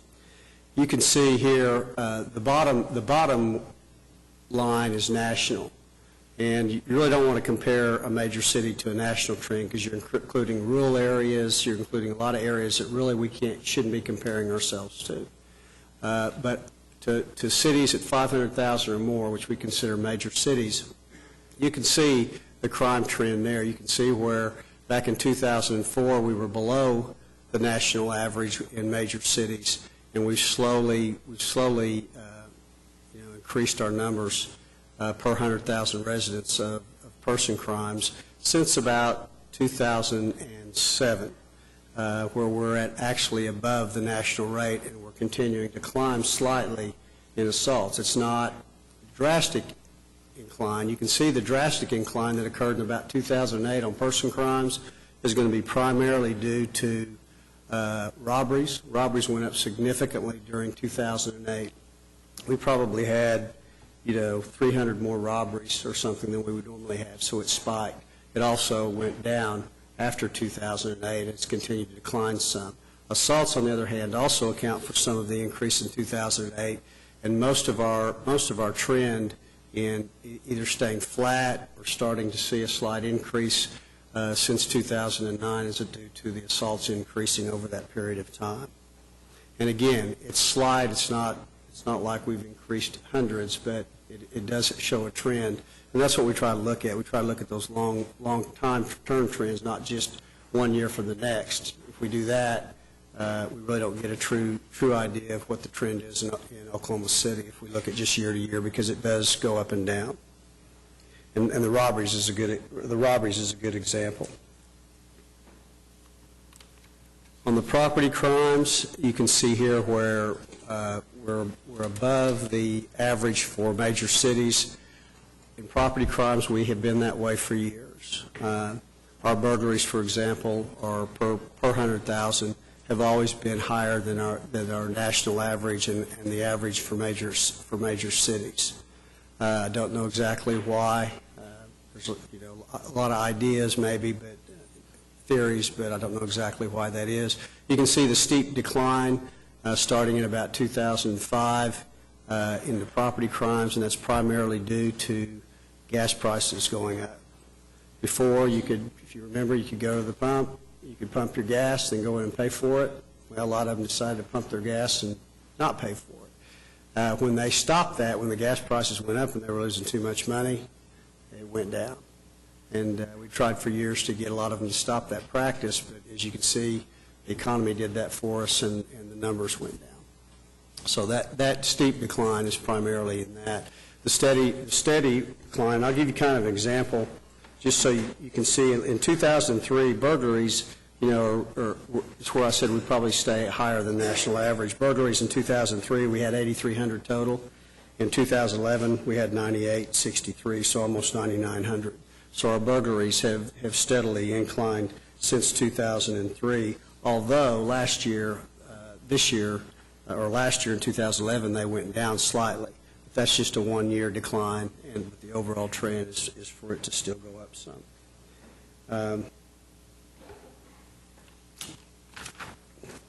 Our next police department issue, the city faces an increase in metal thefts. This is one of our new issues this year to go in line with the new ordinance that the city council passed here recently to hold metal theft recyclers much more accountable. We don't have to state that the city faces an increase in metal thefts. We've known that for quite some time. We created a metal theft unit to improve tracking and investigation of metal theft crimes in order to increase the number of cases presented for prosecution. We want to increase the coordination with metal recyclers to improve compliance with applicable laws. The ordinance allows us to do that and go in and hold them accountable for the sales that they make. And so far, we just really kind of gotten that started. As you can see what our target is in 13 by 15, increase the percentage of metal theft cases presented for prosecution by 100%, which in 13 would be about 120 cases. Our actual this year is 65. So, we're just, we're not going to get to 120, but we're getting close because the actuals, I think, is up till, was that about March? March is what our statistics are up to. So we still have a few months to add to that. Our suspects arrested so far this year, we've had 76, individual charges filed 89. Again, the way we're tracking it now, next year we'll have some comparisons. That's why you don't see any comparisons in the slide that I'm showing you. Just to give you an idea, we had 1,178 reported metal thefts within 9 months, that period of time. Police department issue. This is an issue we've had since the beginning of the Leading for Results. The minority population growth and changing demographics increase the demand for police officers with bilingual skills and the need for police department to reflect the diversity of the community. With the last couple of years is where we added the bilingual skills. That is what's different in this. Before we had obviously the need for more police officers, more diversity, but it's become apparent over the last several years that we do need officers that have some limited bilingual skills. Our strategy is to continue the recruiting campaign directed at qualified women and men of all ethnic and minority backgrounds, and to continue to increase bilingual training for police officers. And several years ago, the increased training for officers, I think we're probably in our third year now, although within the last couple of years we didn't have a recruit class, but prior to that we started bilingual classes in recruit school. So they get a number of hours and exposure to Spanish while they're in recruit school. Now, we don't require them to achieve a certain score, but we do expose them to it, give them a working idea of how to use the language. That doesn't mean they can be qualified as interpreters, but we hope we expose it to them. They get interested in it, and we're probably, if we're not the only one, we're one of the only ones in the United States police departments that actually teaches that in recruit class. Our strategic result is by 2015, the police department will improve the workforce diversity among police officers by recruiting, selecting, and hiring the most qualified individuals through a comprehensive, proactive recruiting strategy that provides an applicant pool that is reflective of our city's diversity as evidenced by, and what we try to measure is we try to measure how many minorities we bring in by our recruiting efforts. So that's part of the questioning process when we bring them in. And what our target is 50% of our applications that come in to apply to be from minority. The minority applicants will be a result of our recruiting efforts. So at least we want 50% of the people that come in as a result of us going out and doing proactive efforts in recruiting. A lot of those, there's different things we've done in the past, but a lot of them, one of the things we did has been successful is off-site testing. We don't make them come in. We go to the minority communities, particularly the Hispanic community. I remember we did one at Mount St. Mary's, and it was pretty successful in having more applicants come in and test. We go to Langston. We do career fairs. We do colleges and those types of things. We also look to the military. We've got Fort Sill, and so we work with the military in an attempt to try to encourage minorities coming out of the military. That's why in our process we're one of the few, we're probably the only major city or city in the state that does not require college education. We require high school. We have a preference of college education, but we also give preference to individuals that have come out and gone to the military, maybe couldn't afford to go to college, low income, maybe lived in a low income environment, went to the military or coming out, and they get about as much preference as somebody with a college degree. So, and again, what we do is we try to encourage education in college from those individuals through the promotional process. So, a lieutenant has to have so many hours of college, and a captain has to actually have a bachelor's degree. So, we do some things to try to encourage that. But our next class will begin May 25th, and we're going to have 50 persons in that class, and right now there are 19 minority recruits. So we're hoping our last class really retains a lot of the minorities. That's about 38% minority within that next recruit class. Our demographics, as you can see, now these are percentages of the officers that we have.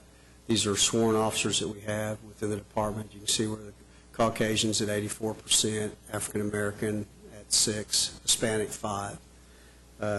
And it's, you know, I always tell people to be careful about comparing those to the actual number of the population within the community, because the community numbers, percentages, don't reflect our applicant pool. Applicant pool has to be over 21, and obviously they can't be too old to serve on an agency, so there's a smaller window of percentages, and I'll give you an example. If you look at the actual applicant pool that's available to us within the community in the African American population, you're looking at 9.1%, where the actual population in Oklahoma City is 15.1% African American. Those people available to us is 9.1%, and our current is 6.5%. So we're not at 9.1%, but it's not as low as if you were comparing it to the general population. Police Department issue, increased demand for advanced technology in law enforcement. You know, this basically goes to the department's ability and need to adapt to greater uses of technology by criminals, you know, as well as our use of technology and being able to investigate that. It's about dealing with both, because the criminal element obviously uses technology a lot greater. For example, we could go out and we could do a drug bust. Much of what they do is kept on computers. Well, it requires us to have forensic technicians to be able to legally seize that, go through it, and be able to testify to that in court. So it takes a lot of training. We're into technology and cell phones and things like that create a lot of issues for us in being able to effectively do our investigations. Our strategic result, the police department will successfully adapt to the challenges by the growing availability, as I have discussed.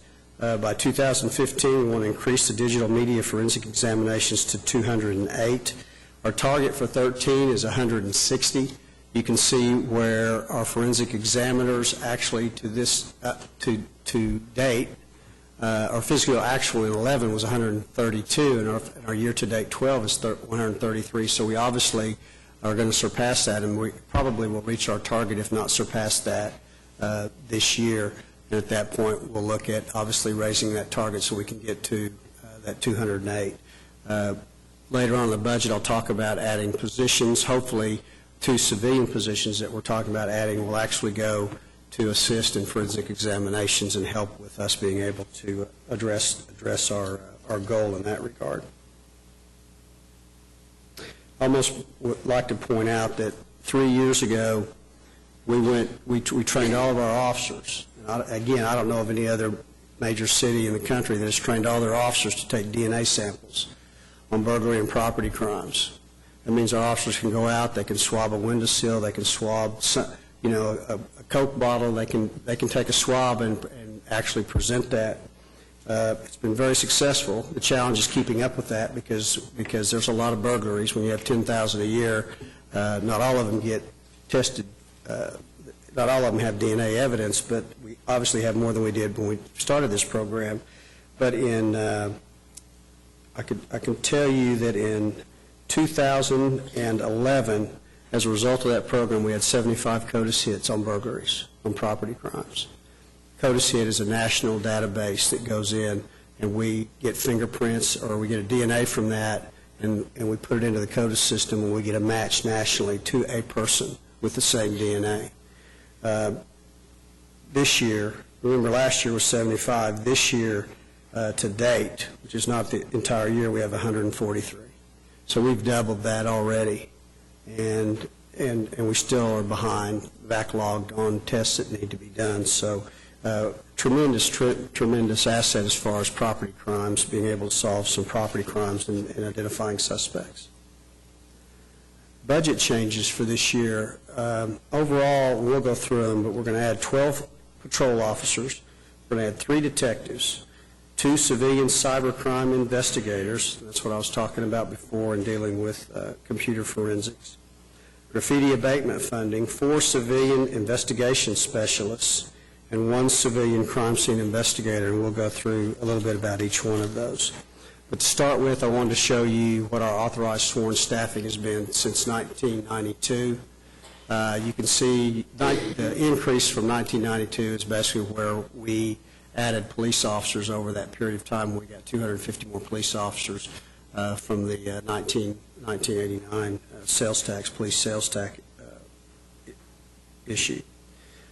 So once we got those hired, you can see it took probably till about 1993 or 94 to get those 250 additional officers hired. It takes almost a year to train an officer, so you only have so many classes a year. So it takes a while to get to that point, but once we got to that point, about 93 or 94, you can see where it remained fairly flat, had a little decline, flat, raised back up, added a few positions, where we currently have 1,043 sworn officers.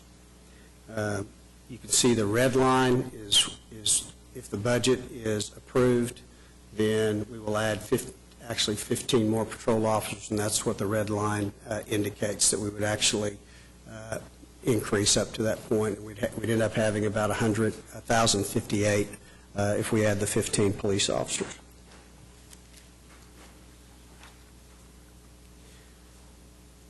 In the Operations Bureau, you can see where the 12 officers are going to go, which divisions they're going to go in.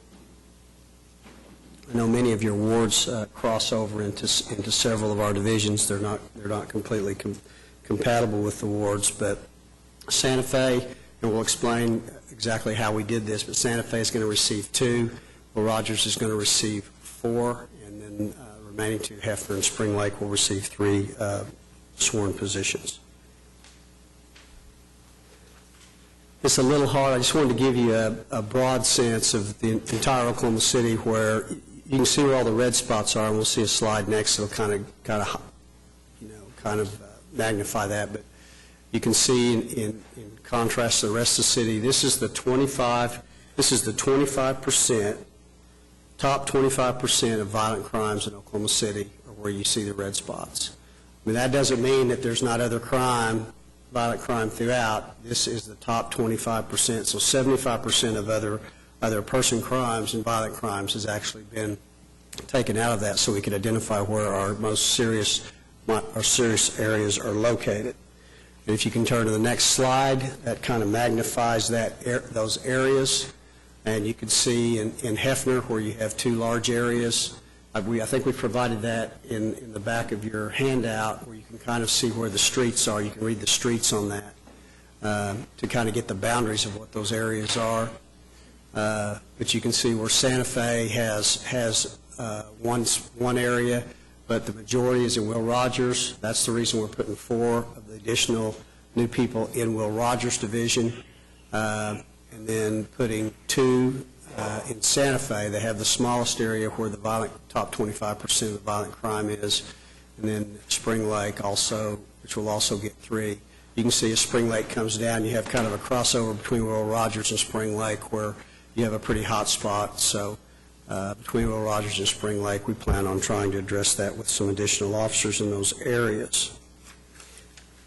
If you go to the next slide, you can see that this shows where the majority of our reports are, at the time of day, most of our reports are taken.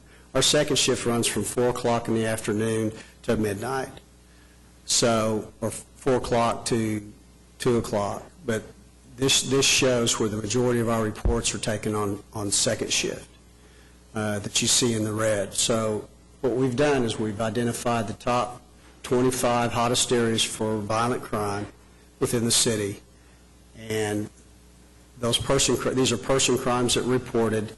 We're on second shift where we have the most activity. All these officers are going to second shift in the divisions that I've stated previously, and that was the methodology we used in assigning the 15 officers that we have, new officers that we would get. Some of the other changes is our graffiti abatement funding.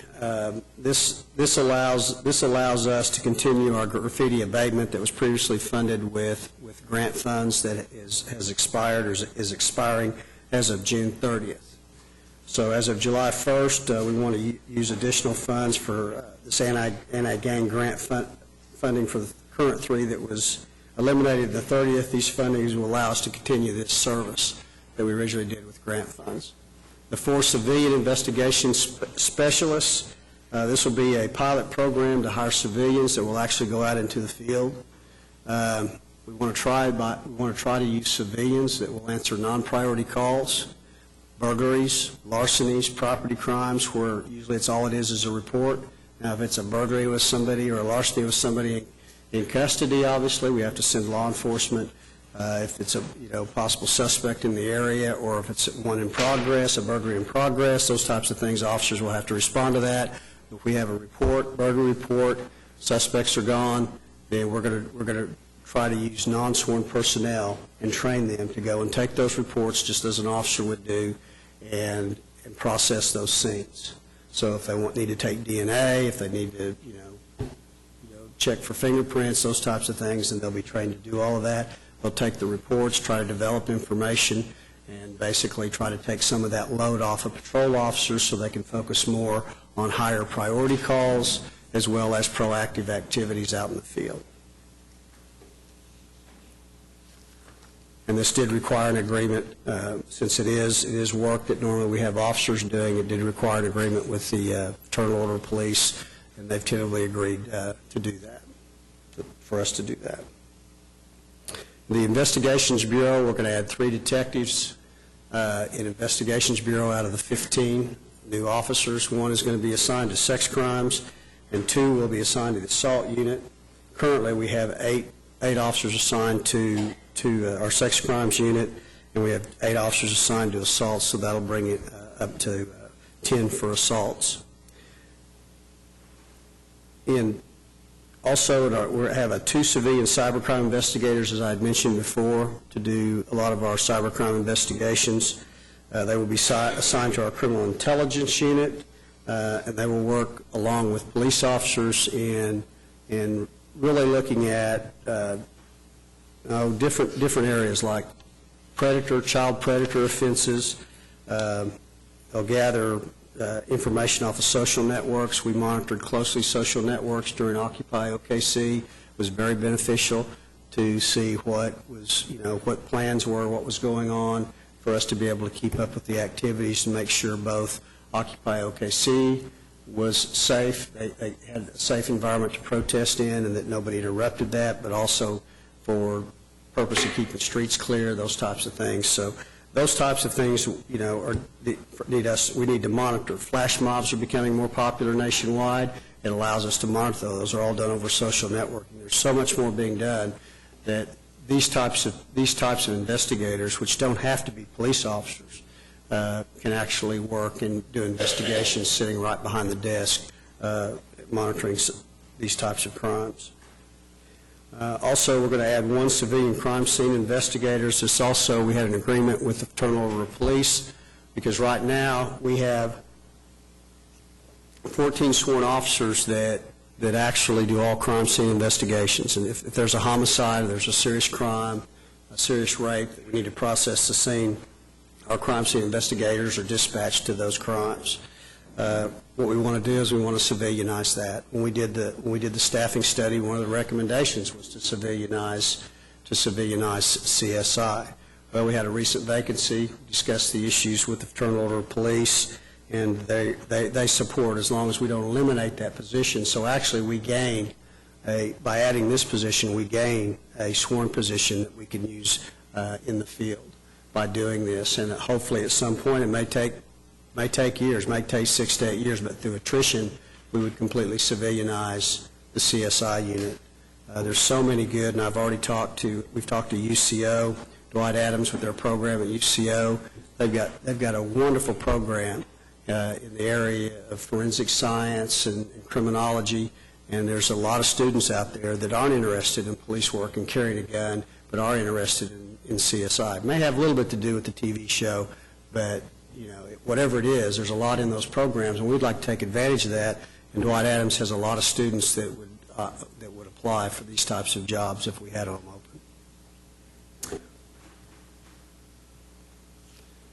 Okay.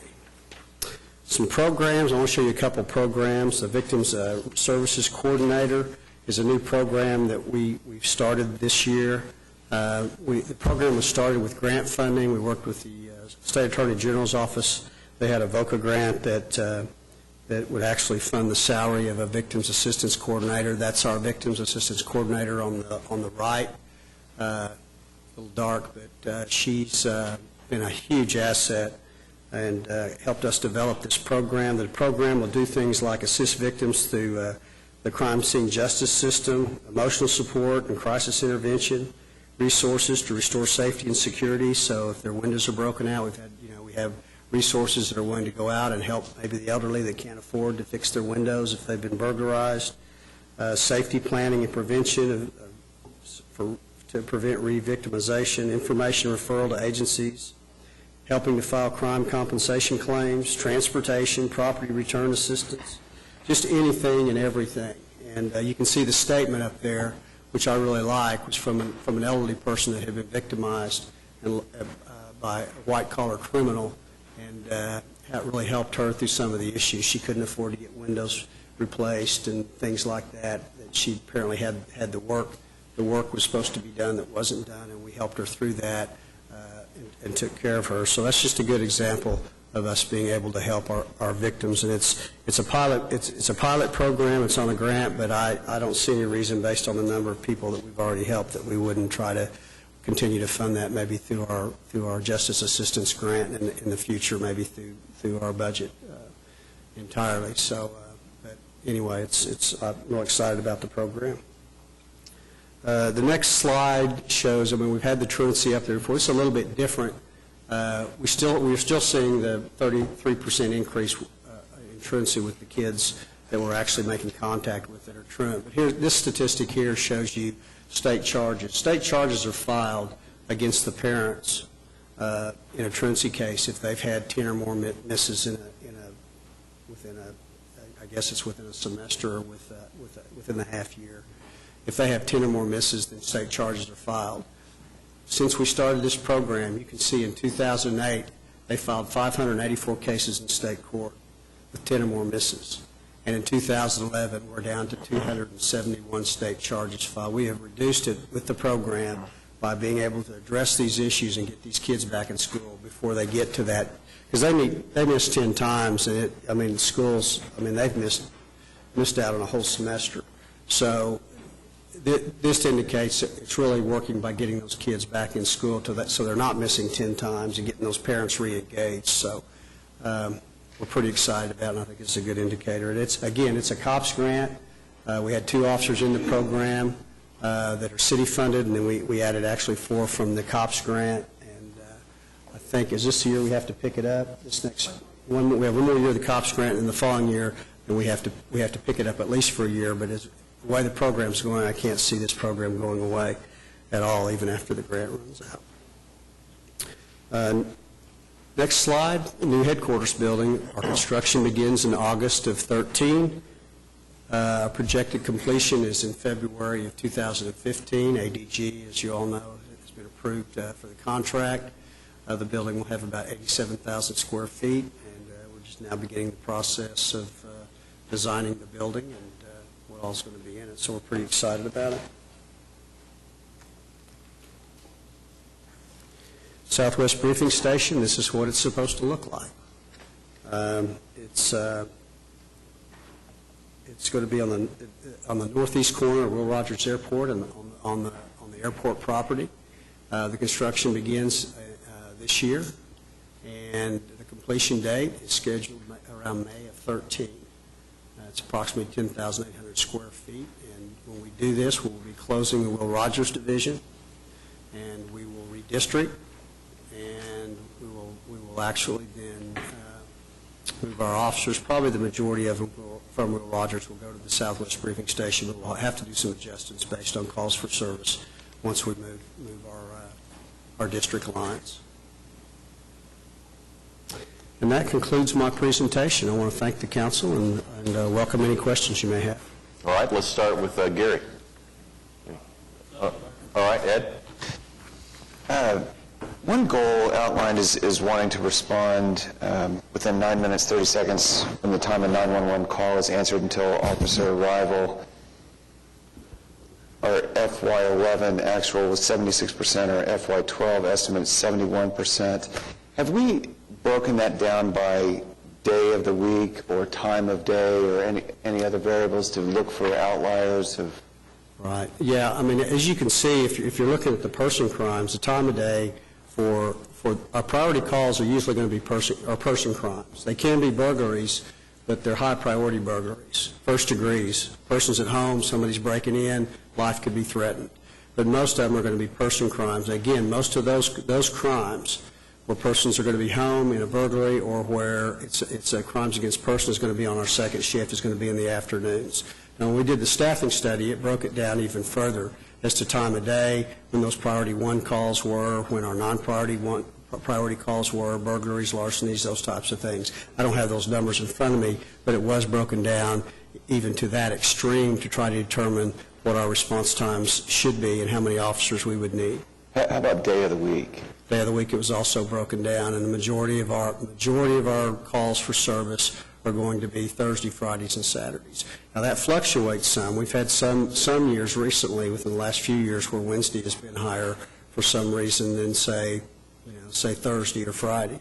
But for the most part, your Thursday and Friday is going to be the high times, especially for person crimes. You spend a significant amount of time on the multicultural awareness, which I appreciate. I think it's important.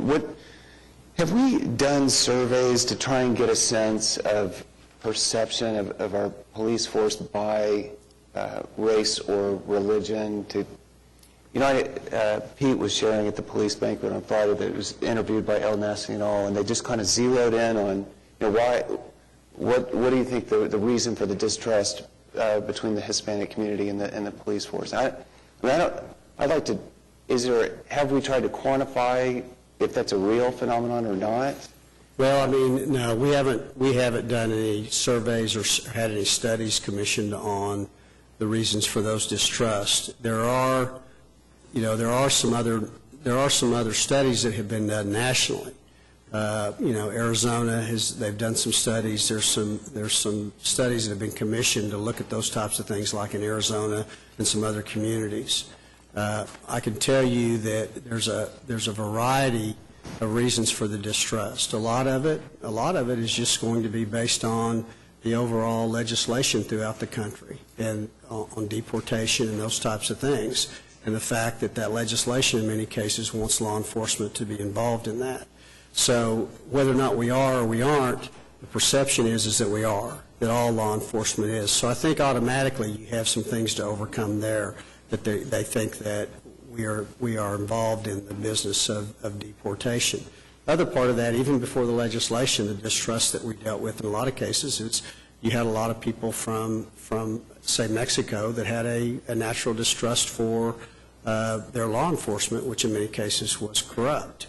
So, they don't distinguish between the two until it's kind of an educational process. And the challenge for us is to be able to educate the public. And you can see, as we did at the banquet in recognizing Nancy, that she's been instrumental. People like her have been instrumental in us trying to get the word out through the media and break down some of those barriers and try to correctly state what our mission is. Our mission is to protect the public, regardless of what race you are. It doesn't matter.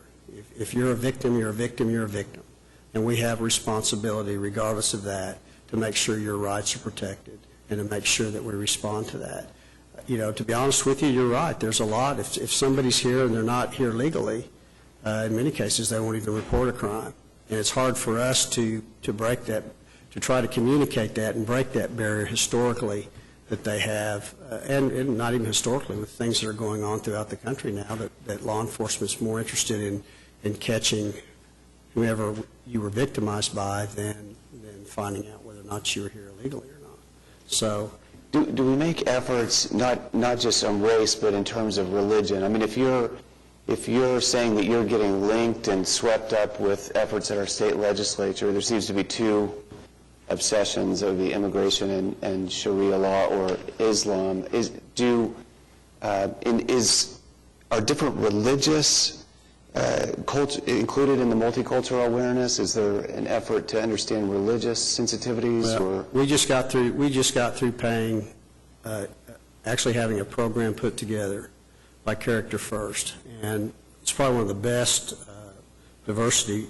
We're trying to address diversity, ethics, diversity, those types of things, and that was included in the class we did the last in-service. So all the officers received that. Included in that was religion, the different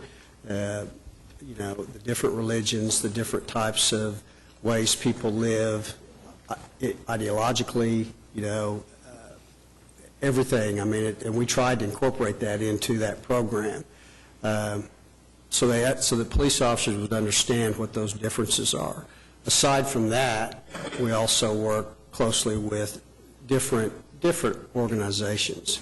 The Turkish community we have a very strong relationship with, and in trying to work through some of those issues.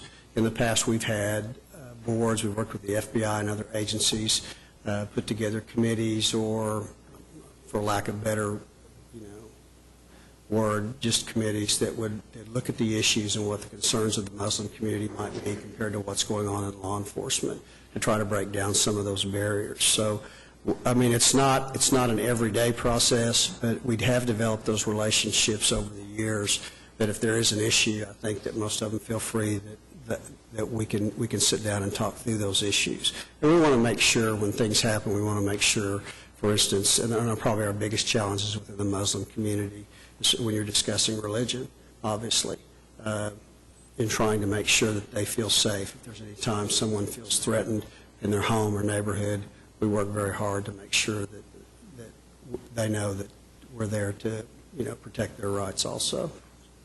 I see a lot of patients out of Fort Sill, and I'm seeing a skewed population, but it's the rare patient that doesn't have some degree of PTSD. As you're recruiting soldiers out of Fort Sill, does the department have a way of helping to facilitate, or do we have any way of addressing PTSD or Well, we won't take on that issue if there's somebody that's an applicant that has PTSD. I mean, that's really not the city's responsibility. I mean, we try to identify if there's any mental health issues and problems.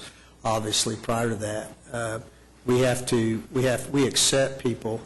We've accepted people with PTSD as long as they've had the treatment. You know, they may be on medication to treat that successfully. We can't deny them that. They have ADA protection, and obviously there's a lot of the military that have some form of PTSD to different extremes.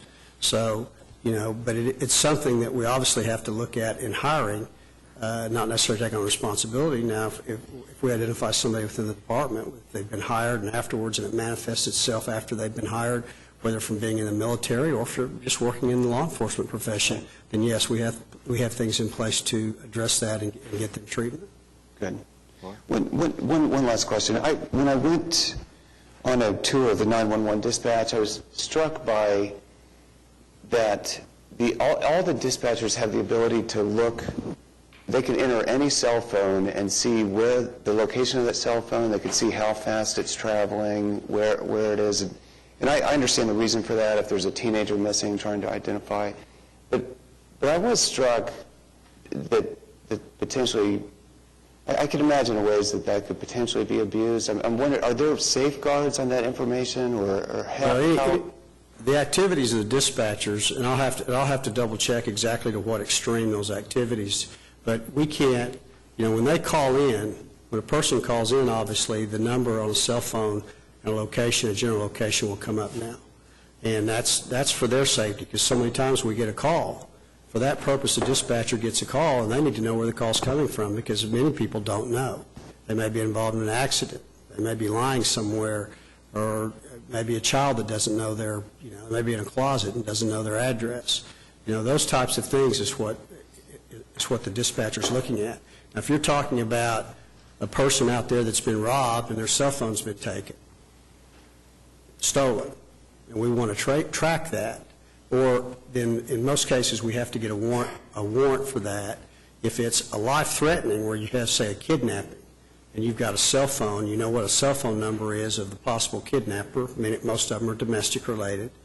Then in emergency situations where you feel like somebody's in danger, or if we have a hostage situation, we feel like somebody's in danger, then we can request that emergency request to get the location of that person, or location of that cell phone, not necessarily the person, location of that cell phone, if we feel it's a life-threatening situation without a warrant. There's a lot of talk nationally about that, and whether or not, when a warrant's needed, when it's not, in dealing with cell phones. It's obviously a whole new area, and the technology is progressing by leaps and bounds as to what we can track and not track. But if you're talking about doing an ongoing investigation with a cell phone, I'm probably getting off track here. But it is a big issue. With cell phones, we've required warrants forever on those. And if we do, we have to get a judge's signature and do a comprehensive investigation. So I'm not sure that the dispatchers, they don't have that level of of access to cell phone information. If somebody calls in, it's open. I mean, anybody can get that number. It's legal. It's just open record of where they are. We need to know where they are. Thanks, Chief. Larry? Yeah, Chief, you mentioned that you're going to start a recruit class of 50. Yes, sir. How many recruit classes will you be starting next fiscal year that this budget covers? We're probably going to be running back to back. If we get the 15 additional officers, we already have close to 60 vacancies, maybe 66 vacancies now, and that's with the recruit class just going out, because we had a total of 80 vacancies due to the fact that over the last several years we have not had a recruit class because of the economic downturn. So we're playing a little catch-up just to get to the figures that are shown on your OCPD authorized sworn staffing list right there. Yes. And now, the staffing study, you mentioned the staffing study, which was done, 2, 3, maybe 4 years ago? Somewhere like that? About 2010, I think, when I presented it over. We started about 2008. Okay. And in that, the conclusion was that the figure that I recall was roughly in the area of 200 additional sworn officers. It varied depending on how much the city you wanted to cover, those types of things, anywhere from 200 to 300. And so what we're doing here is we're making some progress now towards moving to that direction by the Correct. adding of the 15 sworn officers this coming year. Yes, sir. And it would be nice if we had the resources to possibly increase that a little bit, but this is the best we can do as you're looking at it right now. Yes, sir. Thank you, sir. Pete? To follow up on what Ed was talking about concerning the diversity thing, that I did that interview with a Hispanic newspaper, and I was struck by the fact that the reporter continued to ask me questions about, or actually more his insinuation in the questions was that I didn't understand what this gap between of trust is, and I tried to tell him that I, as best I could, I thought I understood it. But one of the things that came out of that was that I think we need more face-to-face meetings, perhaps with in the Hispanic community at least, with the media, with the radio, with the television, with the newspaper people. So that we can at least, so they can at least have the information, like the lady. I was very impressed with the lady that you gave the award to at your banquet, because that's the kind of thing we need more people doing, and I think perhaps the media is the way to reach some of those folks. And I, in a sense, kind of indicated to the reporter that did that article that I would try to do that. So this is a perfect segue to try to talk about setting up some meetings, perhaps. I would be able to be in attendance myself or not, depending on whether you thought that was positive. But I think we need to move in that direction fairly soon, because I was just struck by the fact that he probably was better informed than most people, and he was very concerned about that we weren't doing enough to quiet this trust, this mistrust problem. So I think based on Ed's lead into that, I think I'd like to see us do that, and I'd like to talk to you about the possibility of getting, I think we could start with the media.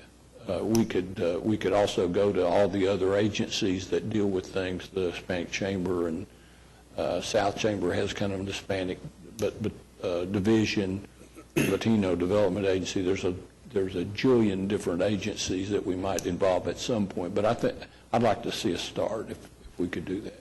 Totally agree with you, and I think we did a lot more of that when I had Paco Balderrama in the PIO office, and I had to promote him, but I mentioned him in it was kind of, well, what have you done for me lately? He's a movie star in the Hispanic community for us, but yeah, and I agree with you 100%, but I just want to add also, we've got probably 1,500 to 800 inner-city Hispanic kids in the PAL soccer program, and those are including parents, and we see a lot of love out there on that soccer field between law enforcement and between that Hispanic community.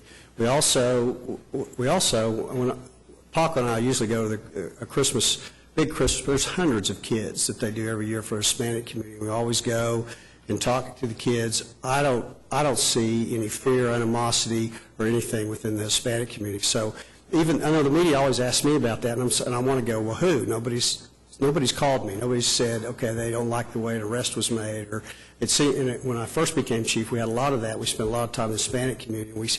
I'm just seeing less and less of that. So I'm not saying there's not issues out there and there's not distrust, because I think, like I said, there's a lot of issues out there, reasons for them to distrust law enforcement overall.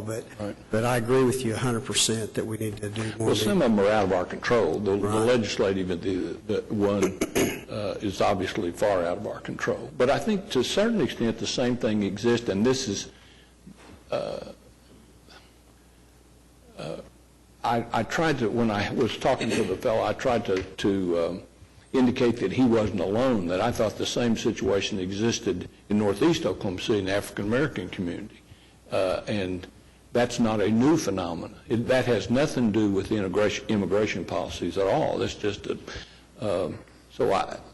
but I think it's, if you're willing to do that, I'd like to be part of that. This IA-9 Oklahoma City Task Force initiative that we're working on has some opportunities for doing that through the schools also, and I know PAL's doing it, And, but I'm going to move on to the next. I've got 2 or 3 things here. One is, explain to me your graffiti abatement program, how that contrasts with the Shine program, which is the city's also putting money in that program. All right. Well, we've been real supportive of the Shine program. The thing that we've really tried to do and maintain with that county program is to make sure that they document, because we've really increased our investigative efforts on graffiti, and I think we've made a huge impact in a lot of areas as a result of our investigative efforts. But our graffiti program primarily targets gang areas, where specific areas that we've identified. It originally started through the Weed and Seed program, so that grant money was actually used for graffiti within the Weed and Seed areas. By funding it the way we're going to fund it now, we can actually expand that some, but we still want to concentrate that in mainly our high crime areas and things like that, that we focus on as a police department. The Shine program works more overall within the community, but we coordinate a lot of those efforts with Shine, obviously. Well, you're more trying to catch the guy that does it as opposed to being the people that wipe it off the wall. Well, yes and no, but we want Shine to help also.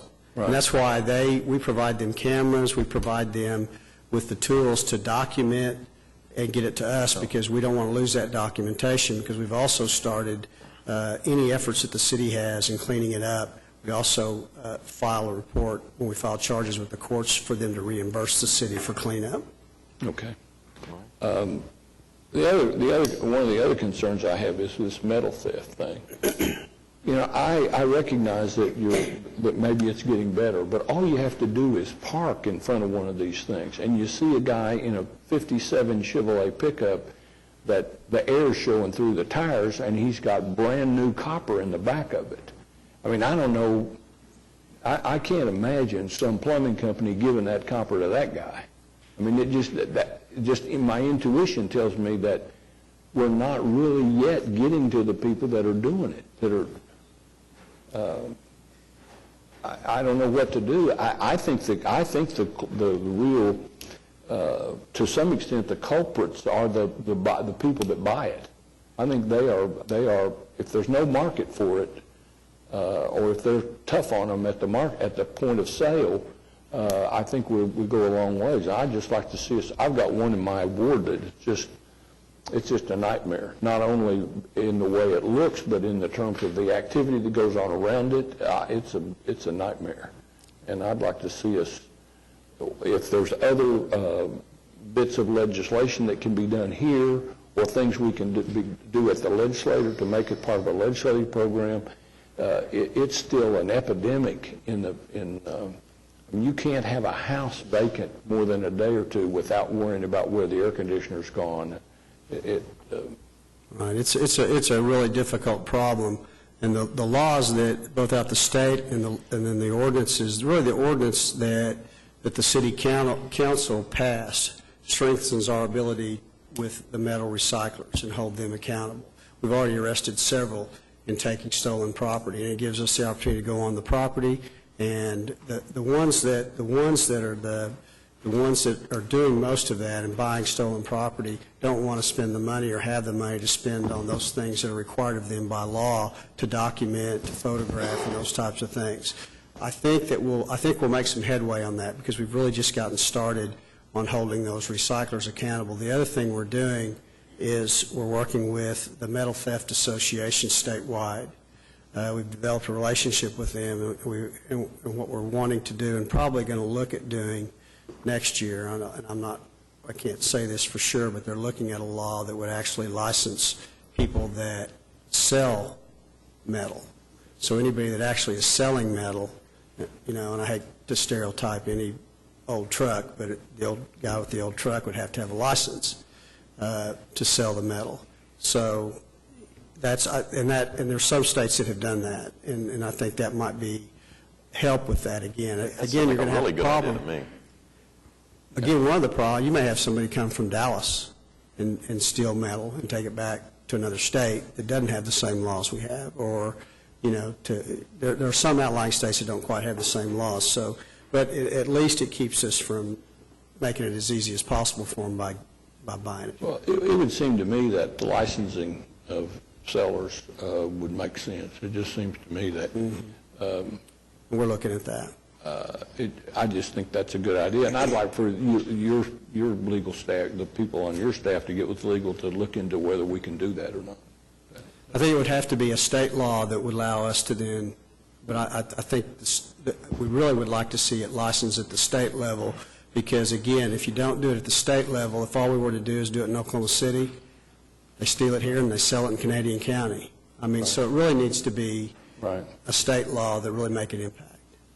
Well, we've had pretty good success this year at the legislature with our legislative program, and I'd certainly, if that's something that needs to be done, we could make it one of our. Well, the Metal Association, the recyclers themselves are so far has seemed to be in support of that. So now it's just developing that, and also having their support makes it a lot easier to get it through legislation also. Another thing that struck me is, is there a chart that shows the day of the week that crime occurs? We had a lot of charts in here, but none of them showed the day of the week. Yes, we do. And the reason that I ask that is because, as you know, we have fewer officers in the field on Saturday than we do on Wednesday. And if the crimes are occurring on Saturday and we have fewer officers out there, I know it's a matter of negotiation, but we can't continue to do that. That does not work. I mean, it makes no sense for us to continue that kind of a thing. But I'd like to see a chart that shows when the crime occurs, and then along with that, a chart that showed when we have the officers in the field to illustrate the point that I'm making. I, for one, am just very concerned that we can't continue that kind of a process. And it makes less sense to add officers if we can't add them on the nights that we Exactly. Yeah. Exactly. And you have to keep in mind that adding officers, at least when we did the study, is in relationship to response time, our ability to respond, because we do have more calls for service during those Thursdays, Fridays, and Saturdays. In some cases, we'll have more person crimes, but I'm going to guess, without looking at it, I know we have it, without remembering what it is, that a lot of the property crimes will be pretty even. Calls for service for burglaries, those types of things will be pretty even throughout the week. But you're right. I mean, in the staffing study, our majority of our calls for service were from Thursday, Friday, and Saturday. If you think about how IMSA manages the ambulance trucks, they manage them where they have the most trucks available at the most locations when it's likely that they're going to get the most calls. Well, it seems to me that makes sense to do that same thing with police officers. And I recognize it's negotiation, but I, for one, am ready to kind of say that's something I can't continue to tolerate personally. And then we'll see if 4 other people agree with that. But I'd like to see a chart that illustrates that, so it's more. I can show it more graphically. We can get that to you. Now, I'm going to hold you to this idea about having meetings with the Hispanic media. I hear you clearly. All right. Okay. All right. David? Thank you, Your Honor. Chief, I thought that was a great presentation, and again, thank you for inviting us to the banquet Friday night. I have a question. Do you videotape the banquet? Yes. You know, I think maybe you already do, but to show it on our city television station, Channel 20, I think there'd be a lot of people interested. This is my second year, and I'm always impressed and pleased to hear about all the various stories as far as both from officers and citizens who have been involved, and the same goes for the firefighters. I think with some editing, perhaps we could get both of those banquets on TV. Anyway, here's a couple of questions. The survey concerning downtown and the decline in confidence of people who go downtown. When you say downtown, does that include both the business district and Bricktown? Yes. Well, could we focus just on the business district? Is there much in the way of crime occurring in what I call the business district west of the railroad tracks? It's increasing a little bit because you have more and more activity up Broadway. Okay. the Broadway area, Midtown's growing, you have more people. When you have more people living, you have more restaurants, you have more clubs, those types of things going in, you're going to have more activity. You know, most of the activity is pretty minor. We have very few, real serious crime, which I would consider robberies and those types of crimes. But, with alcohol late at night, you're going to have some disturbances, and that increases with that. But it's not too bad. Okay. Well, I just think that what's going on downtown is encouraging, and I see more and more people. I just had the personal impression that, if anything, there's an increase in confidence for people that are in the downtown area. My second point is I'm pleased that we're able to add 22, 23 positions this year. If we could add another just over 25 over the next 3 years, we'd have a net increase of over 100 officers, and I think that would go a long way in improving the response time, the surveys, as far as the confidence that the citizens have. But here comes my point. I don't think we can achieve that. We can add those number of officers if we have a flat or declining budget.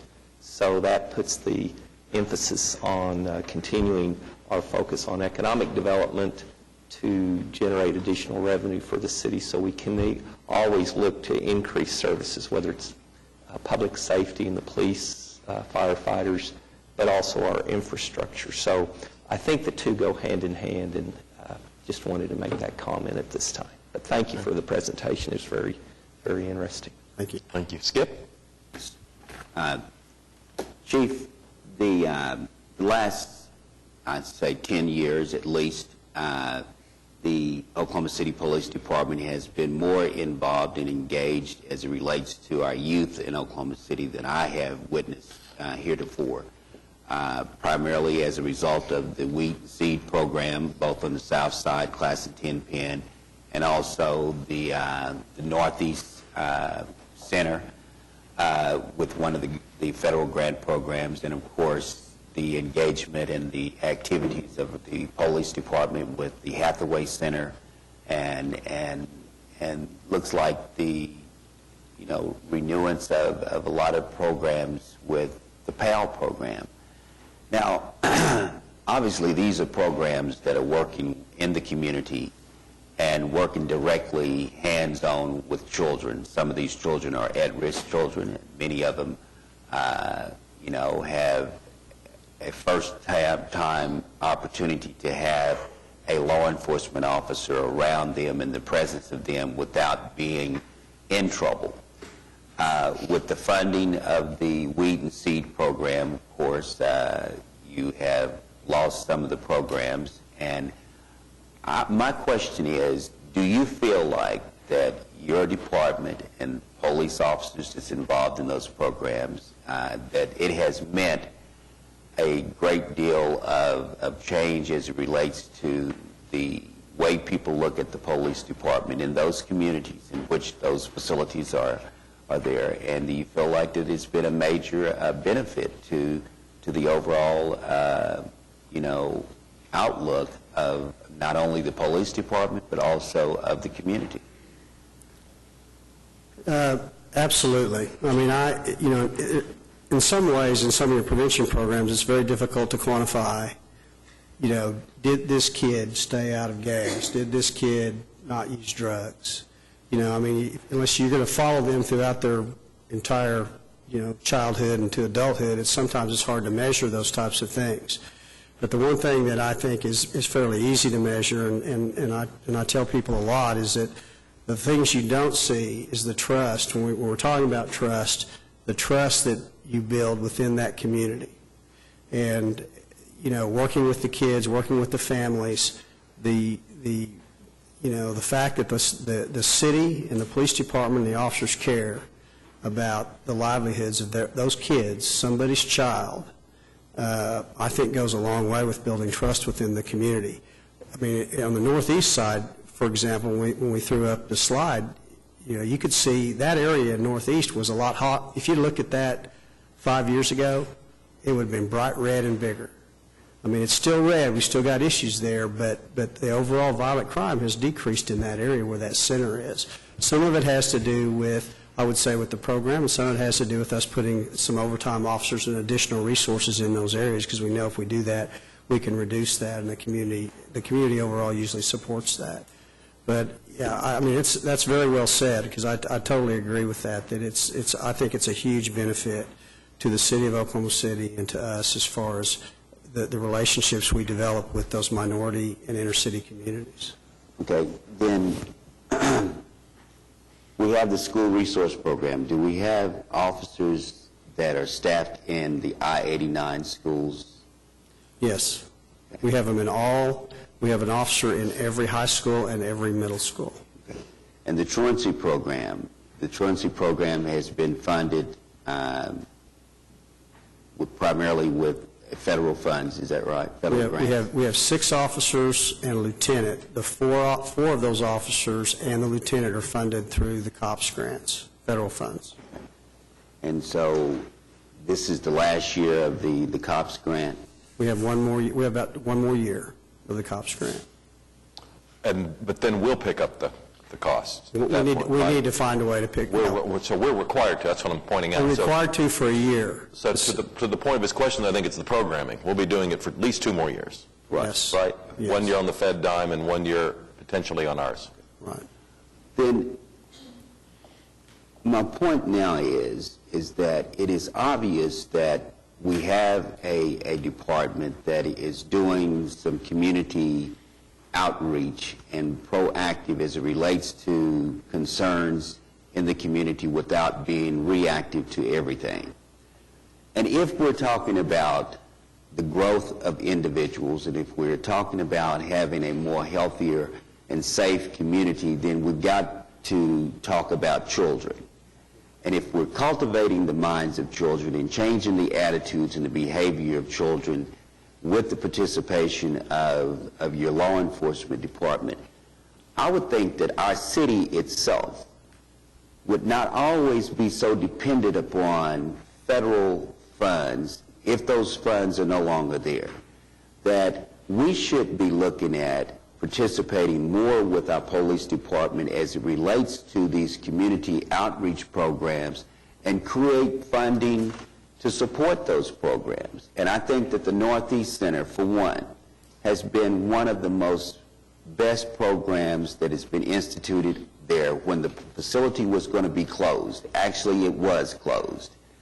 And as a result of the vision of several of us here on the council and the funding, it has become a great project. The problem is that it's too small. And for the community that it serves, I think that, some funding that would enhance the size of that facility, and not only just there, but the Hathaway facility is the same way. And I think that these are areas that we could partnership more without having to be always so dependent upon a federal grant to determine whether or not we're going to be able to work in the community and work with these children and not be so reactive to their behavior at a later stage. And so I want to commend, all the officers that has been part of these youth programs, the Weed and Seed program, the Truancy program, the Northeast Center program, because these are the programs that, if you want to stop someone from breaking in someone's house, if you want to stop someone from going across the street and engaging in drugs, they get a presence of real life skills from officers who's trying to do something better for these children. And so I want to commend your department on all the efforts that you all make in reference to that. In the PAL program, I know some people that affiliated with the PAL program. We're trying to get a PAL involvement with baseball in Northeast Oklahoma City up the North Highlands area, which is an area that, and it's a sport that's almost disappeared in the Northeast in the African American community. But your programs with the PAL program, it has an opportunity for these individuals to participate in partnership with a funding source so the children can get back and get engaged in baseball. So that's my statement in reference to what you all are doing. And I know this issue as it relates to this trust issue, it is there, and it's going to be there, but I don't think it's something that, because sometimes people use it for an excuse. But at the same time, I think that, we are making some strides. If we look in comparison to where this department was and this city was 30, 40 years ago, we've made some major improvements. And I think with the increase of different cultures and the increase of different populations of different lifestyles, we have to adjust to that. And I think that what I have witnessed is that the department is making some great strides with the funding source that you've been able to utilize. My other concern, I say concern, I wanted to ask this question is, when we look at the demographics of the police department, where are we with the female population with the police department? Well, I know we have 12 females in the next class, so that's huge. That's a lot. That's the most we've ever had. So I think, obviously it's a struggle trying to get females into the police profession that has primarily been historically a male-dominated profession. But right now our female numbers are, right now total females are 103 within the department. So the percentage is around 10%, which is obviously the female population in this city is closer to 50%, but you're not going to come close to that, obviously. But I think probably we work at it. We try to do a good job at it. Again, in this next class, we had 4 in the last class, but we had 3 that I think there were 4, and I think 3 of them washed out, so we only had 1 actually graduate. So, it's a struggle too, and that's not really the distrust issue that you have with a lot of the other minority, parts of the community. That's just, can you get a female that's interested in getting out in the community and fighting crime? But I think we're finding more and more women that are interested in doing that. And I think the economy's kind of, helped that also. That's why we're seeing right now, almost 100% of our applicants have bachelor's degrees or military experience because the economy, where before we didn't have that. So we're working at it. Okay. One last question. Do you think that in comparison to other departments in the United States that require bachelor's degrees, do you think that the fact that Oklahoma City does not require a bachelor's degree, is it a positive to the minority population as far as applicants? Well, that's primarily the reason we haven't, because if you look at a lot of the lower income inner city individuals that maybe can't afford to go to college, that go into maybe the military and serve 4 years, these are good individuals. They come out of an environment that they struggled in, and we're hoping that a larger part of that community in some cases is minority. And so we were hoping that if we didn't have that, we could recruit straight out of the military. And of course, we provide funding for education, encourage that education once they're in the police department. I don't know whether that's been a huge benefit or not, but we have recruited some African Americans out of the military as a result. I'd say probably more African Americans than we had Caucasians out of the military. All right. Thanks. Pat?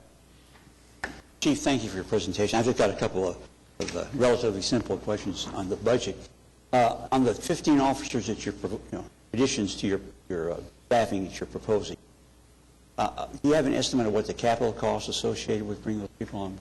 Well, the 10 officers are about, what? Patrol vehicle, did you say vehicles? Well, I said capital costs, so vehicles would be part of it. Right.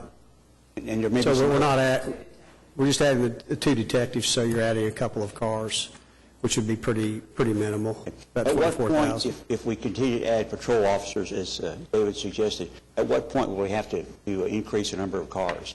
Or will this bring us up to capacity on cars?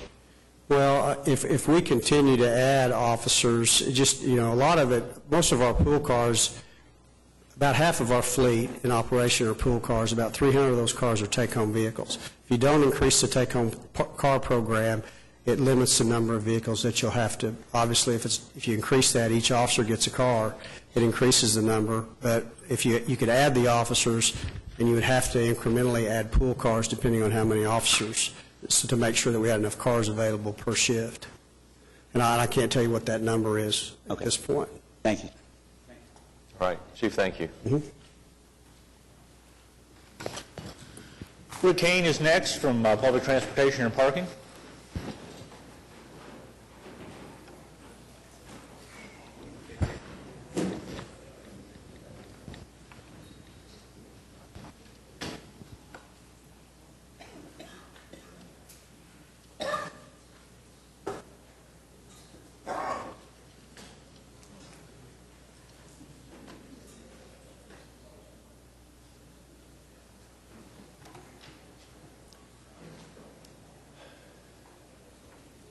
This morning, as I get started, I'd like to very quickly make some staff introductions here to acknowledge some of the folks who put some time in helping to develop this presentation. Michael Scroggins, who's down front, is our marketing manager and also our public information officer. With me this morning are also Melissa Rousey, who is our finance manager, Larry Hopper, who works in our planning area, and Debbie Holtzclaw, who manages our parking system. In your budget book, you'll find our information referenced on page 361.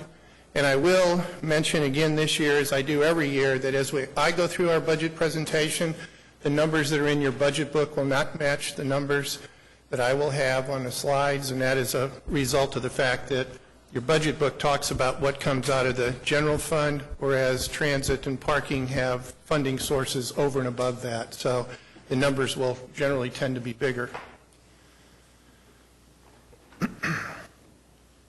We developed our business plan this year and the corresponding budget, which I'm going to be presenting today, by using the survey information that was gained from both the city survey and also the COTPA public information process. There were two questions in the, okay, I give up. There we go. There were two questions in the city survey that citizens responded in a way that impacted transit. The first one was a question relative to the overall satisfaction with city services. This is not news to you. You're familiar with this. Clearly, city streets was one in which there was a low level of satisfaction. Public transit also fell in that same category, where generally citizens were not satisfied with the level of public transportation available. The second city question in the survey talked about the services that should receive the most emphasis. And again, city streets was number one. The transit also was strongly identified as an area in which the citizens felt there should be more city involvement. Beginning in 2009, COTPA undertook a every 2-year, very comprehensive survey where we were interviewing both riders and non-riders to identify really establish a benchmark so that staff could use that information in developing the issues and then prioritizing and directing the strategies that we would use to address those issues. The surveys occurred over a 2-week process this past fall. We did these surveys both in English and in Spanish, and we also, on our ridership surveys, conducted them both during the weekday and on Saturday as well. We asked non-riders the question about what do they consider the most important transportation issues, and we're really pleased in the results in the sense that we saw a strong correlation between the COTPA survey that we were doing and what was found in the city survey. And you can see that obviously road maintenance again came out high. What was interesting out of this survey, though, is that we saw a large percentage of the people show a concern for mobility for seniors and also persons with disabilities. And this really rang true with the 55 to 65-year-old baby boomers who identified this as a major concern for them.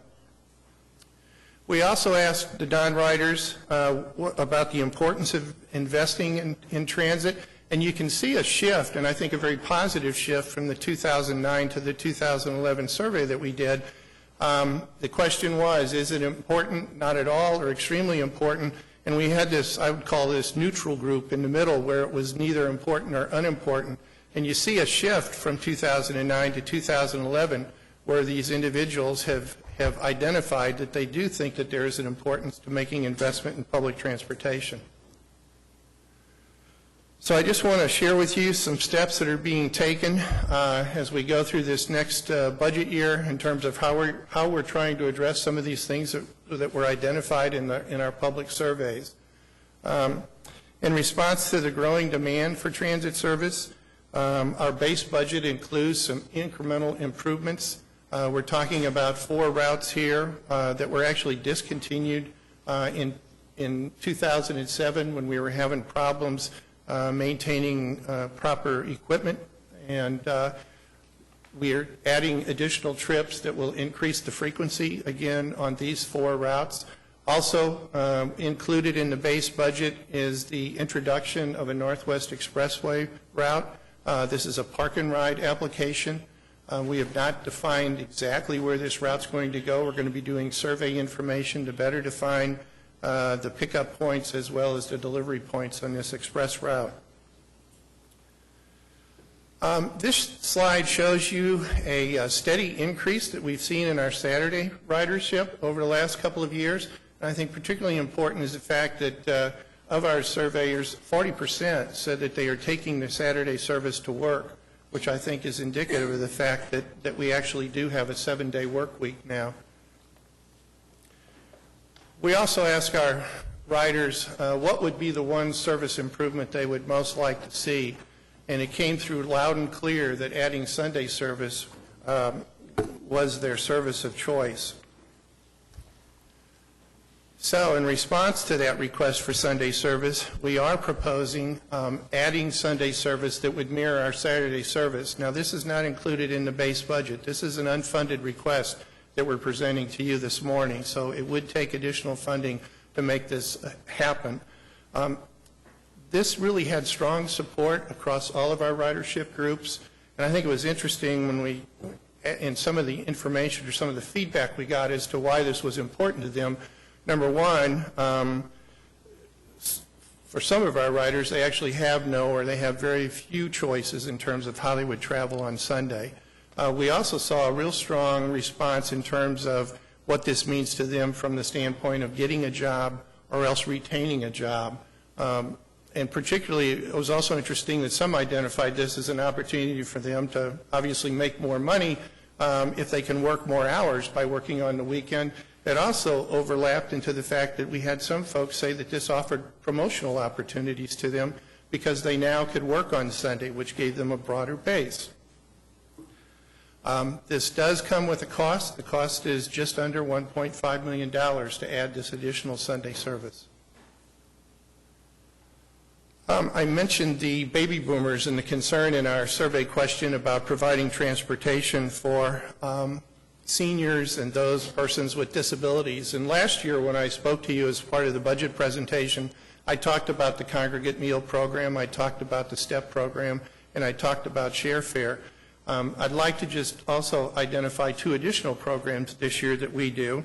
I think sometimes people don't realize that we have a number of social service programs that we do administer. They tend to think of us as the big buses and the fixed route service.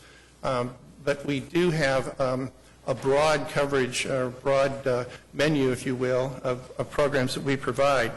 The Daily Living Center is basically an adult daycare program for seniors and persons with disabilities.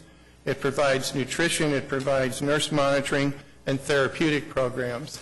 The RSVP, Provide a Ride program, links senior volunteers with either low or moderate income seniors who need transportation to medical appointments. We're always looking for ways to develop public-private partnerships in order to grow awareness of public transportation and to gain cooperation with the private sector. We've accomplished this in a number of ways. One of the most profitable ways is obviously our bus advertising partners. This provides an additional source of income for us every year, and this has continued to grow. Also, we're working very closely with the Oklahoma City Public School System, not only in the program that the city is developing in the partnership, but I've mentioned before our Rhodes Scholar program. This is a program in which we are enabling students or enabling classes to take field trips. This is primarily in the elementary and middle school levels, but they ride our routes to get to museums or get to places of interest where they would care, where they're doing school work. Technological upgrades, we have identified in the past about our concern of trying to gain better operational efficiency and provide improvements to our patrons. This we're focusing here on the parking operation specifically. We've added some new revenue and access control equipment, which provides more options for our users of our parking system in terms of payment options available to them, and it also provides better information in terms of our management of our overall organization. You're going to see the same strategy carry over as we start installing the new parking meters downtown. We're also going to be working on improving the physical appearance of our garages. We're going to start with the Santa Fe garage. We'll also be doing enhancements to the mechanical systems within the parking garage. As a result of a number of the changes that we have made over the past year, we've seen improvements on several different levels. First one in terms of customer satisfaction. We see about 68% of our riders identified us as either good or excellent service. And I think it's important to remember here that we're not just talking about their personal riding experience that they have with the system, but also the fact that this does reflect their feelings relative to the overall service and our inability sometimes to provide the amount of service they would like or the hours of service or the service area coverage that they would like to see. We're going to continue to focus on our ridership levels, and we monitor that in terms of riders per passenger hour. We've seen and we appreciate the support that you've given us over the past several years where we've been able to introduce either through pilot programs or the success of those pilot programs have encouraged you to allow us to add additional incremental service. I think the point to remember as we look at this kind of a measurement is the fact that as we add these incremental services, it does put downward pressure on our riders per hour until those trips have an opportunity to mature over time. So another reason why we're doubly pleased that we're seeing the ridership growth because we've been able to do this at a period when we've actually been adding additional service. We are in the process, we just recently begun the process of installing automated vehicle location equipment on all of our buses and all of our vans. Again, this will provide better information to our riding patrons, giving them real-time bus arrival information, which is probably the #1 question that we get from most of our callers, and at the same time provide additional information to our management staff so that we can do a better job of managing our operation. There's been a lot of discussion about the need for more parking. Our challenge here is to make sure that we can keep the parking system in a self-sufficient mode, making wise fiscal decisions, and at the same time trying to provide ample parking to support the economic development that's taking place in the downtown core area. Overall, our department budget has increased about 3%. This represents a modest growth in the public transportation side of things and a reduction in our parking budget. And the reduction in parking comes as a result of the sale of the Broadway Kerr Garage to Sandridge Energy. The city, from a funding source, continues to be the primary funding support. Today, this afternoon, I'm told that the House and Senate Conference Committee is supposed to get together to talk about a long-term multi-year transportation bill. Quite honestly, my opinion is it's anybody's guess right now what's going to happen with that, because we certainly have seen pressure from one of the houses to reduce federal funding for transportation that would impact our public transit operation. At the state level, our focus has been just to try to protect the level of funding that we've received over the last several years. On the parking side, our key to parking revenue is our monthly parkers. And in order to do that, we have actually had to negatively impact the amount of transient parking that's currently available in the downtown area. I think one of the things, though, that will help our transient parking situation is as we start to install parking meters in the Project 180 area, that will open up a number of parking spaces that currently aren't there and can deal with that short-term transient parker. Talking about some of the significant budget changes which are included in our base budget presentation, I've talked about the reinstatement of those services that we discontinued in 2007 and the addition of a Northway Expressway route, which will actually reach out to the Choice Rider, which is something that we have wanted to do over time. And fortunately, this year we were able to get that included in the base budget. There are a number of personnel positions that we would be adding, 4 in total. We need to add a customer service representative. Currently, about 72% of the people who call us to get ridership information can get through our system. Said a different way, that's about 28% of the people who actually never get to talk to an attendant because they get tired of holding and hang up on that call. You know, they may call back. We don't have the ability to know that, but we know that we're not responding as quickly as we would like to, and we just need additional staffing to address that need. We're talking about adding a network analyst. This would help to maintain our many software programs that we have, as well as coordinate the integration of the new technology that we're constantly introducing into our service. We're talking about a utility maintenance technician. This is someone to help maintain specifically our transit center. We opened our transit center in 2004. You can imagine what the volume of people that pass through it every day. It's a facility that takes a lot of abuse, and the wear and tear requires additional maintenance support in order to keep it in a condition that we would expect our customers to receive. And finally, we talk about adding an electrician or electronic technician to our staff. Again, this is a maintenance mechanic, somebody to deal with the equipment, that whether it's fare boxes, whether it's cameras on our buses, whether it's the new AVL equipment or Wi-Fi, we need somebody to help maintain that. And finally, in conclusion, we're seeing a slight increase in our base budget. We're going to continue to try to address the needs of our public transit users. At the same time, we have requested, and again, this is an unfunded request, to add Sunday service as a result of the feedback that we got from our user survey. And finally, we'll continue to put a focus on parking so as to adequately address not only the workers but the visitors to the downtown area. And with that, Mayor and Council. All right. Rick, thank you very much. We're going to have council questions here. I will caution, I'm wanting to get the meeting over by noon, and we have a number of citizens that have signed up to speak, many of them on transit. But I still want to give council a chance to ask a question if they'd like to while Rick's here, and I'm certainly Rick's available to you at other times if we can't get to your question today. Gary, do you want to get us started? All right, Ed? Your microphone, Ed. 2011 rider survey, how many people were polled? We go. I'm sorry?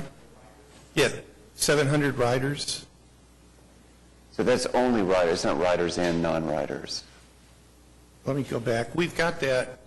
Can you back that up quickly to the slide? We've got that, I think, on it's got some numbers there, so I don't have to do these off the top of my head. There it goes. Yeah, so it's 2,800? Just about 3,000 in total. But again, these were handled as separate surveys. We did a telephone survey on the non-riders, and then we did a ridership survey amongst our riders. Those were. I'm just struck that it's 60% are saying it's extremely important to increase funding or find funding, with only 8% opposed. I mean, that would start to approach the numbers where, I mean, there's seems to be consensus that at some point we're going to need to address a dedicated funding source for transit. I think that's been something we've discussed for a long, long time. And Right. how do we get there is the challenge. But if these numbers are real and it plays out across, larger numbers, then the time may be that there's support for that. Well, we were certainly concerned when we put this survey together that we knew that we had a significant, that it was a significant number of respondees, so that we had a valid survey here. So I feel very comfortable in the sense of the numbers that came back and what they were saying.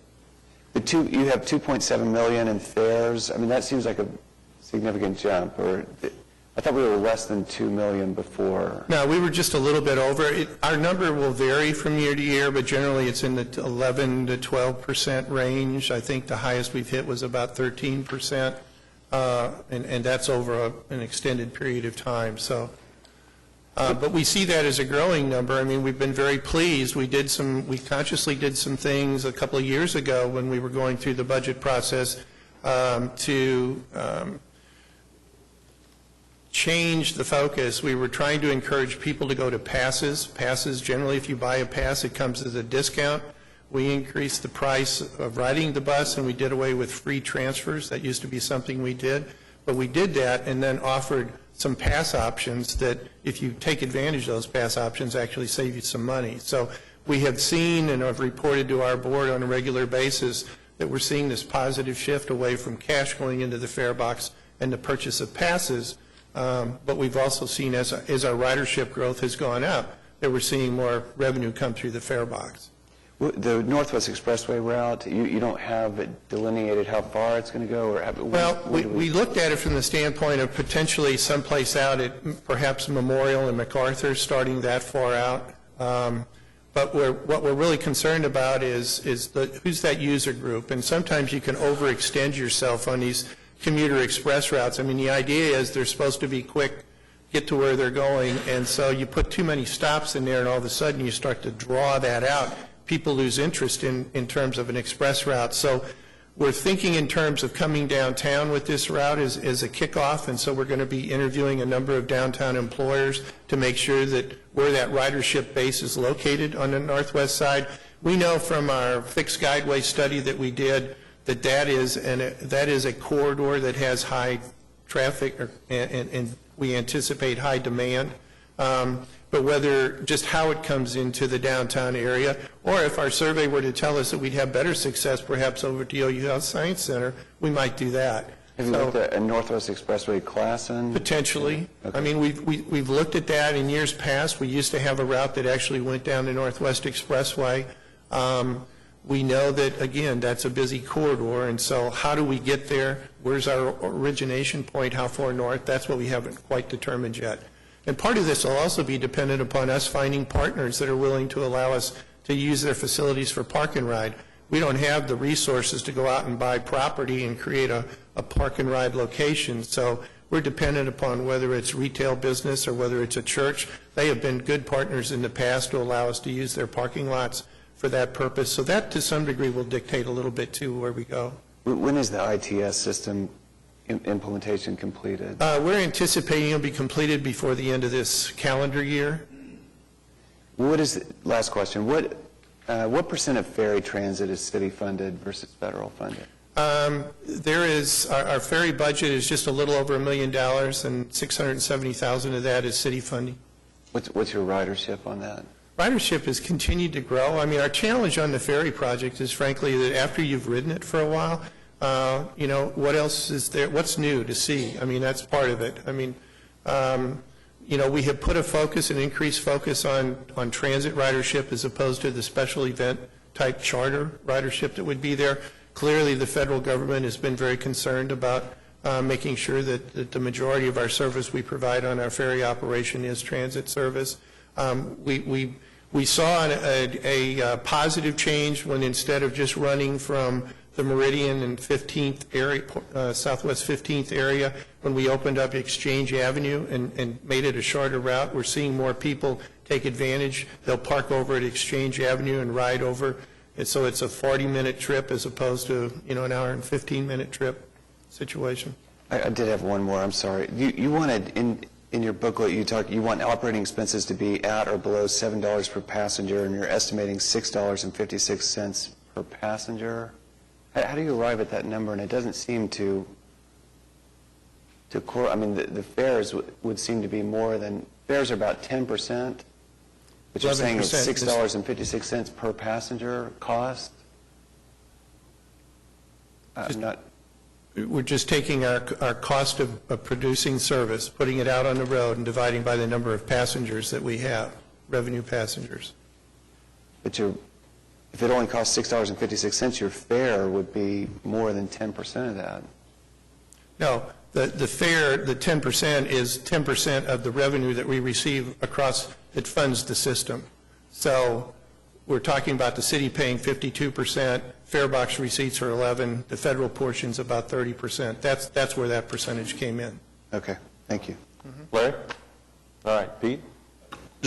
Just a quick couple questions about the reinstatement of service on 310, 1322, and the Northwest Expressway route. I just want you to assure me that these are done consistent with what we've done in the last couple of years, where we've elevated service and we've had good results. We started with a couple of routes 3 years ago, and then we enhanced that a little bit. I just want to be sure we're following that same thing and we're not going out. What my concern about it is, I don't want to take the system outside any further than it already is. I don't want to expand it. I think we need to concentrate on making the system work better in a smaller way, as opposed to making it a larger system. That seems to me the larger it gets, the more ineffective it is. And that's why I'm worried that you not go out so far with the Northwest Expressway thing, because I think we, in a small way, we need to use transit to encourage people to live where transit facilities are available that are transit dependent, as opposed to trying to provide transit everywhere when we failed at that. We can't do that. Well, and that's a philosophical discussion obviously our board has had, as well as you made your opinions very clear to us as well, that we need to focus and try to do what we do better before we worry about expanding too far. We do know, though, that we have had a lot of requests for a park and ride option. We currently share with the city of Norman right now a Sooner Express route. We provide 2 trips a day. They provide 4 trips a day that go up and down, basically I-35, and connect with the downtown and the Health Science Center. Edmond is running a service, a commuter express service from their community to downtown Oklahoma City. They connect at our transit center, and then those riders use our service to continue their trips if that's what they want to do. So we're always looking for ways to try to encourage and get that choice rider onto our system. But clearly our focus, and certainly with the 4 routes that you've seen here, that is our desire. We know that when we increase frequency, that helps give people more choices, makes their travel times less, and we've seen increased ridership every time we've done that. Well, it seems to me that park and ride can serve 2 purposes. There is the park and ride situation where you run a bus to that facility. There's also the park and ride situation that people can use to enhance carpooling, people that actually are not transit dependent, but we can reduce the number of vehicles, reduce traffic, and therefore reduce congestion and pollution and all the things that more vehicles bring about by having a park and ride system that's geared toward commuters that actually have the vehicle that, and I think that ought to be a part of that park and ride idea, is not just sending a bus there. It wouldn't make no sense, for instance, to send one to I-40 and Choctaw Road where there's a little park and ride, a little kind of do-it-yourself park operation there. We ought to be thinking about maybe enhancing that for non-dependent transit people, so that we reduce the number of vehicles on those streets. And that's clear. One of our goals is to reduce single-occupant vehicles, and we've worked with the Association of Central Oklahoma Governments, ACOG, in that they started a carpooling program. We helped fund that through some federal monies that we had available to us to keep that program going, and we passed through some of our federal congestion mitigation, air quality money every year to ACOG to encourage those types of programs, whether it's clean fuel vehicles or whether it's carpooling options. That's something we will continue to support.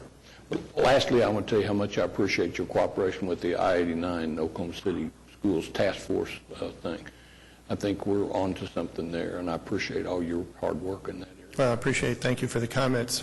They've just recently got back to us with some numbers of kids that they anticipate going to the academies, and so we're now trying to work out the specifics on that. But appreciate your comments. Okay. David? Thank you.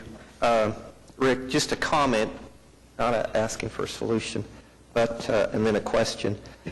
I became aware of this situation a month or so ago in discussions with the Metropolitan Library Commission.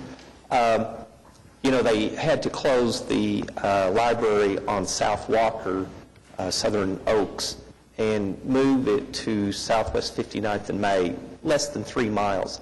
But as a result of that, they've gained many, many new members, and the usership of the new temporary facility has just gone well beyond any expectations.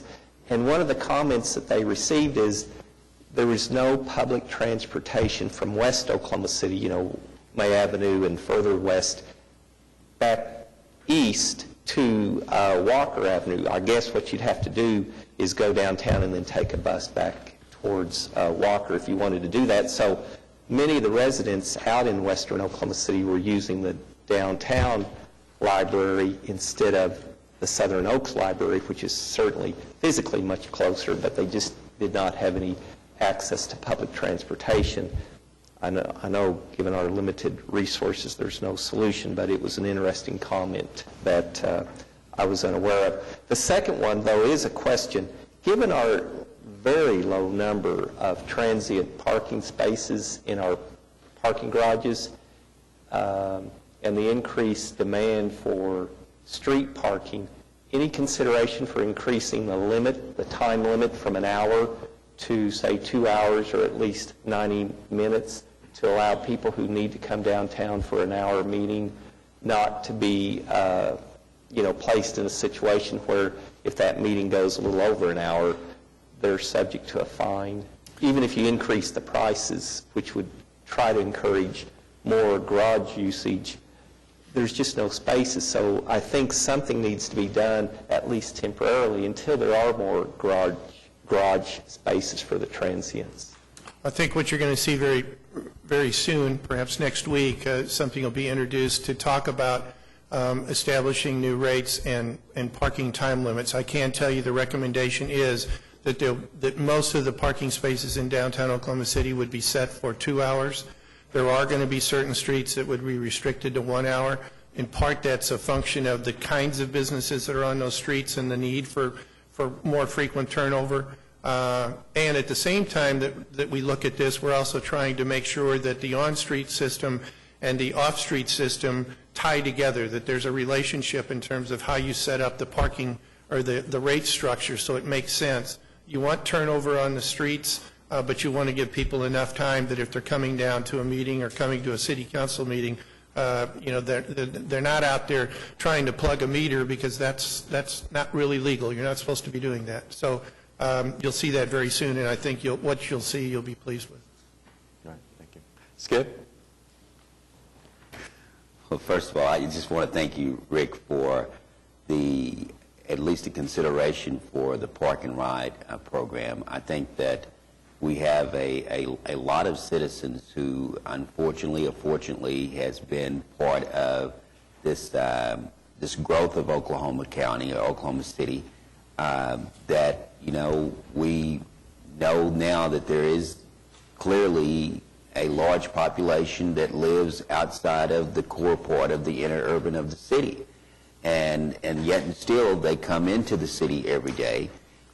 So this issue of transportation, this issue of pollution, convenience, I think that if the park and ride, and as Councilman White stated, I think a lot of people, once they identify an area in which they can park their car and get on the bus, it also will immediately be a situation where they can, carpool together. And so the idea, I think it's great. I think that if we can at least find out from some reasonable fairness as far as a survey that, who the riders would be and who would be actually using the program. I really think that we can make a lot in reference to the growth of our transportation system as it relates to convenience and also the service for our citizens to downtown Oklahoma City. Thank you. Just a couple of quick questions. Rick, it was a good presentation. I've got two questions. One on the Northwest Corridor route. You mentioned the city operated a route up there at one time and discontinued it. Yes.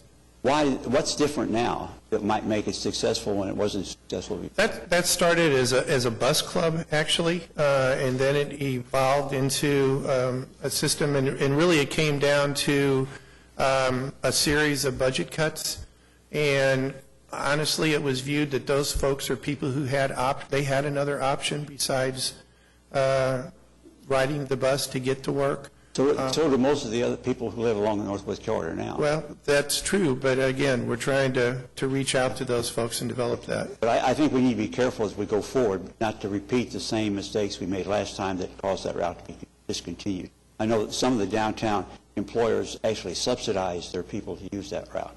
That's generally how some of back in the early 1990s, that's how some of those commuter routes got started, is being subsidized by the riders or their employers. Okay. The second question, on your report, page 367, the page is entitled Expenditures, and then there's a graph that shows summary of expenditures by purpose, and it shows the increase year to year from the actual to the proposed budget, or the adopted to the proposed budget. And in administration expenses aren't a big number in comparison to the total, but there's a 67% increase shown in administrative costs. And is there a short explanation as to why that occurred? One of the biggest increases we had in the city budget was workers' comp expenses, and those are reflected as a charge back to our risk management fund that occur in the administrative line of business. Now, it doesn't account for all of that increase, but it was a substantial increase that we had in our workers' comp insurance cost for the coming year. We can get the rest of that breakdown for you, but I would guess that's the biggest majority of that. I'd like to see the breakdown, Doug, sometime. Yes. There's no hurry on it, just sometime. Thank you. Okay. Rick, thank you. Thank you, Mayor. We have a series of citizens who signed up to be heard. I'll ask them to keep their comments to the council to 3 minutes or less, and I'll call them up in the order that they've been handed to me. Gene Jones. And, Gene, we will need your name and address for the record. Thank you. My name is Jean Jones. My residential address is 2801 Carlton Way. I am here representing the Oklahoma Department of Rehabilitation Services. We're an agency that is funded at the state and federal level to put people with disabilities to work. We do a number of other things with regard to improving the ability of people with disabilities to live independently. Oklahoma City, within the boundaries of the city, has about a little bit over 78,000 individuals, residents who have disabilities. Of those, almost 45,000 are people of work age. And also of those, a little over 14,000 are people with significant visual disabilities.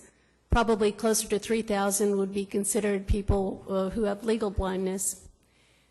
Many of these individuals are people who require public transportation in order to work. In fact, from surveys that we had done in years past, can you still hear me? Probably half of the individuals that we surveyed indicated they had significant transportation barriers that they faced and that they needed to use public transportation. We know that the extension of service to Sunday service would assist a number of individuals who we serve and basically would allow them to become workers. When that happens, they become taxpayers, we hope. They use public benefits less. They become customers of the businesses in our community. And basically, they become part of the solution. And we hope that the council will consider this resource within the population and will do what they can to not only expand the service to Sunday, but also to look in the future toward the bigger issue of a dedicated source of funding because that's really what it will require to give good coverage throughout our city. Thank you. Thank you, Jean. Nidra Ruth?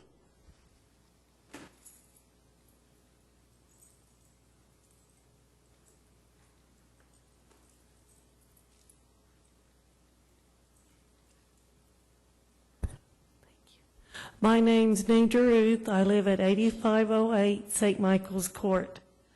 And I would really appreciate a Sunday run because I depend on public transportation. I go to work with the public transportation, and if I work on a Sunday, I would have to take a cab, which is about $20 one way from my house. And in order to work on Sundays, I'm paying part of my check is going for my transportation. And Sunday would really help most of my employees that work where I do. Thank you very much. Thank you for coming down. Jay Dudna?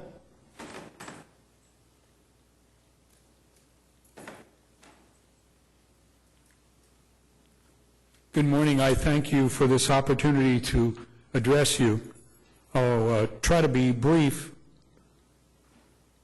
Traveling independently is something that's always been very important to me. In the 40 years that I've worked, I've always been able to get to and from work independently. And when I moved here to Oklahoma City, of course, we were living at a place where we live on a bus route. And for a lot of people, that's very, very important. And I think I heard Councilman White mention that that's one of the things that people are considering or should be considering. Maybe they live where they can take transit. And that's the case for me. I live on Route 23, and so I can get on it, and I can take it, and I get to work. That's always been my case.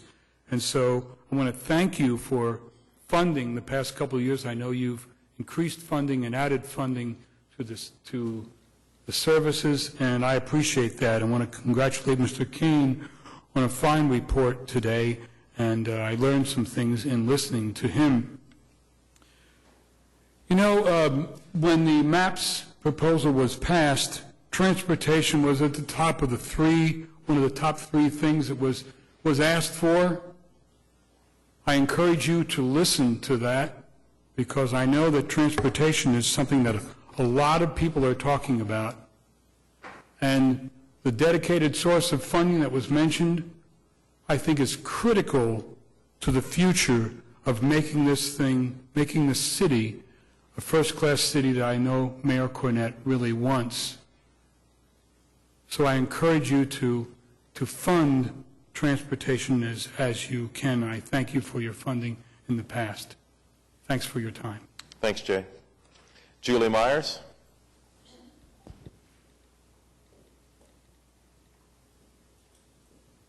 Good morning. My name is Julie Myers. I live at 324 Northwest 27, so that's right up here in Paseo. I am representing today the Oklahoma City County Health Department, and I would like to vocalize our support of making transit and other transportation that's active a budgetary priority here in the city. Some of you are aware that OCCHD did a wellness score, which was a zip code analysis of not only health aspects of the city, but a lot of the upstream causes of economics and health around here, and we found such a striking correlation between transit problems and other economic and well-being problems in our city. I think it was significant how much this really does affect where the city is going since we've improved so many other things.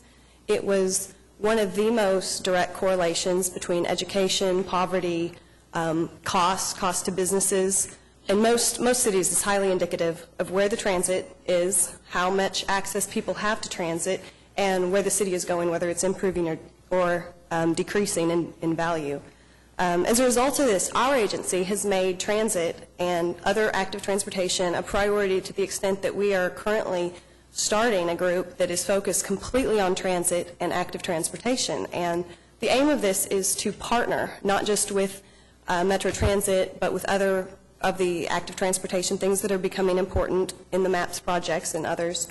So any funding that this council recommends for transit is not just going to be that single number. It's going to be partnership. It's going to be leveraged against other Somebody's talked about Park and Ride. I mean, we have a lot of partners, and that's one of our goals, is not just that, but to encourage, as people have brought up, education for the public so that people are using the transit, whether it's Northwest Expressway or living closer to work.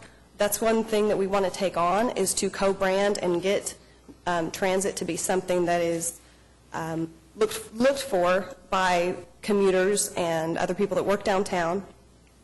And then the other thing is access for some of these lower demographics, because if you take our zip code analysis and you overlay it, it is direct. If you don't have Sunday service, these people in food deserts that have all the health care problems and that create all these costs, they cannot get anywhere. There is a direct overlay between MDs and DOs and access to grocery stores and places that transit isn't running. And you take away that on Sunday, it's not just jobs, which everybody knows has a direct, if you can get to education, if you can extend services, increase frequency, people are going to be able to get to more classes at community colleges. That trickles right into the job market, right into the workforce. But it's more than that. It's that people can't even get to places to go grocery shopping. And if we want to talk about how we're going to improve health statistics and start polling the city to see what really accounts for well-being, they have to have access to that. So, nothing that we are specifically looking into. A lot of this is not overlapping data, but everything that some of these presenters have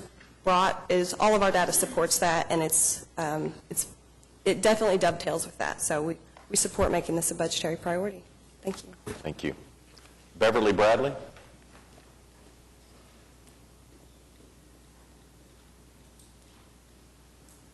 I'm 64 years old. I live in the Regency downtown, and I work part-time at the Apple store at Penn Square. I get a bus pass from Apple to ride the bus. I ride the bus to work, and I ride it back. I had to drive my car Saturday, and I had to drive my car Sunday, because I can be scheduled any time from 7 a.m. in the morning until 10 o'clock at night. We don't run a bus from 7 to 10 it's 7 in the morning, but I was scheduled 7 to 9 Sunday night, and I was scheduled till after 8 o'clock on Saturday night. So it would be a personal help to me to be able to ride the bus all the time to work. In the midst of that, I want to say we have an incredible bus system. I listen to people say that we don't. They badmouth it.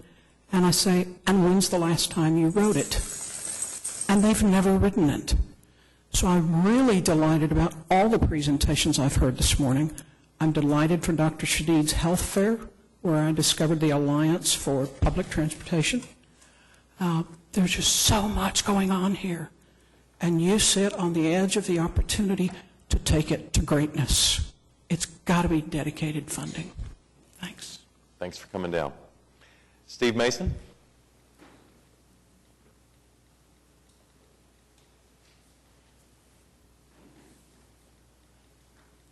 Good morning. My name is Steve Mason, and my address is 1015 North Broadway. I employ approximately 300 employees at my restaurants and engineering firm. I thought the police and fire presentation was great today. I encourage you all to support their request. What they do is very, very important, both to my guests and my customers. Councilman Greenwell, I agree with your comment. There is an increased citizen confidence in the Midtown automobile alley area. We see increased sales tax revenues. We see increased property values. Today I want to speak briefly on behalf of my dishwashers and my baristas and my wait staffs who rely on public transportation. Oklahoma City is an inexpensive city to live in except for one thing, and it's transportation. I think it costs about $7,500 a year for an inexpensive car. And for my dishwashers and wait staff, this is an excessive cost compared to what they make. Strong public transportation allows a reduction in their cost. It would also allow an opportunity maybe to have one car instead of two cars in a household. Consequently, I would encourage you to consider Sunday service, increased frequency, and thoughtful growth of COPSA. Thank you. Thanks, Steve. Albert Janko?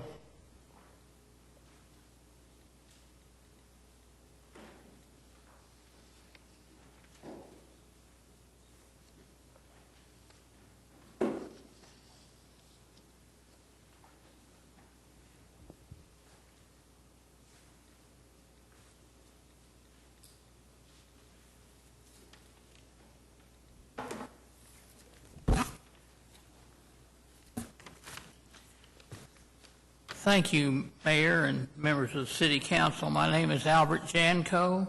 My mailing address is Box 18797, Oklahoma City, 73154-0797, and I'm a resident in Ward 2.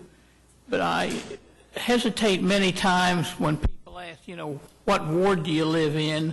Because I feel like I'm a citizen and resident, lifetime resident of Oklahoma City, and everything in Oklahoma City is important to all of us. For many years, I've been very concerned about the poor and inadequate transit service in Oklahoma City. We have no service to Will Rogers World Airport on Sundays and holidays, even though we have full or nearly full service on these days from around the world. The weekday and Saturday service is not proper for a modern and/or first-class city in the United States. It is wrong, very wrong, to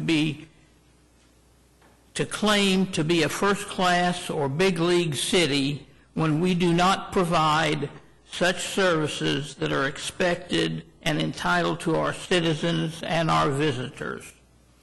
You are in the process of reviewing and adopting the 2012-2013 budget for the city of Oklahoma City. I urge you to not approve this budget until it includes a significant improvement in funding for transit services in Oklahoma City.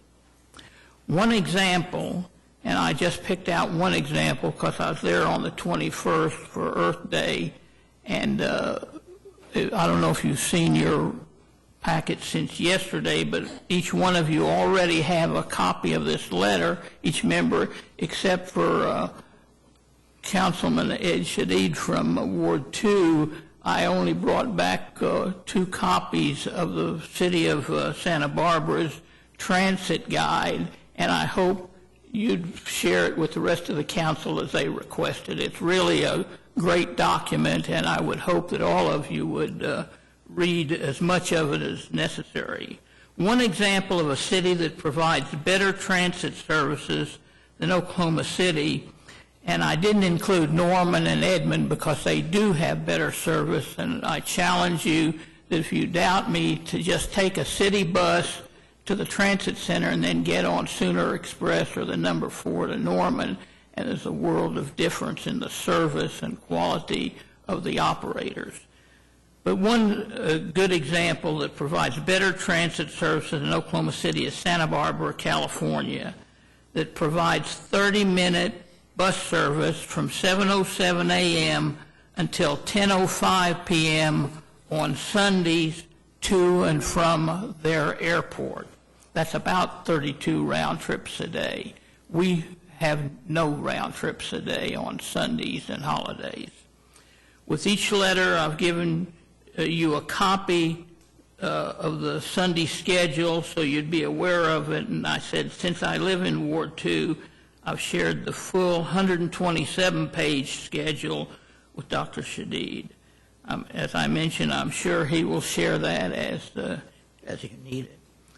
I'm always willing and able to work with you in assisting this very important, solving this very important problem. We have the resources in Oklahoma City. Let us use them wisely. And one thing that I did not include in the letter, but it disturbs me when we look at the hotel and motel tax, and to the best of my knowledge, not a dime of that is really spent on citizens of Oklahoma City, and I know none of it is providing transit services. And I would think that to look and reevaluate the fact that our hotel and motel tax, as one example, there's many other sources that can be reevaluated and reallocated to provide a better than average transit service in Oklahoma City. Thank you. Thanks, Albert. Ken Morris.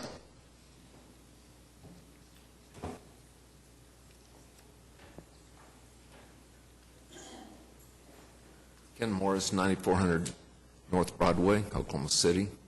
Mayor Cornett, City Council members, City Manager Couch. I'm coming from a little bit different perspective. I've worked 33 years in traffic engineering, transportation planning, and I represent the Alliance on Public Transportation today. I feel that it's very important to have a strong public transportation system, as many have echoed today. And in my travels, working and visiting various cities around the United States, even abroad, one thing that differentiates those cities from being good to being great is having a strong public transportation system. Now, don't get me wrong, Oklahoma City is a great city. It's a great city to live in and to work in. But I feel like we can be an even greater city if we have a strong public transportation system. I'm sure I'm preaching to the choir here. I praise the mayor and council for supporting public transportation through MAPS 3, and that's going to be great when it's implemented. And I thank you for hearing us today. All right. Thanks, Ken. Marissa New? Marissa had to leave just a few minutes ago. She's got a phone. Okay. William Given? Ginn.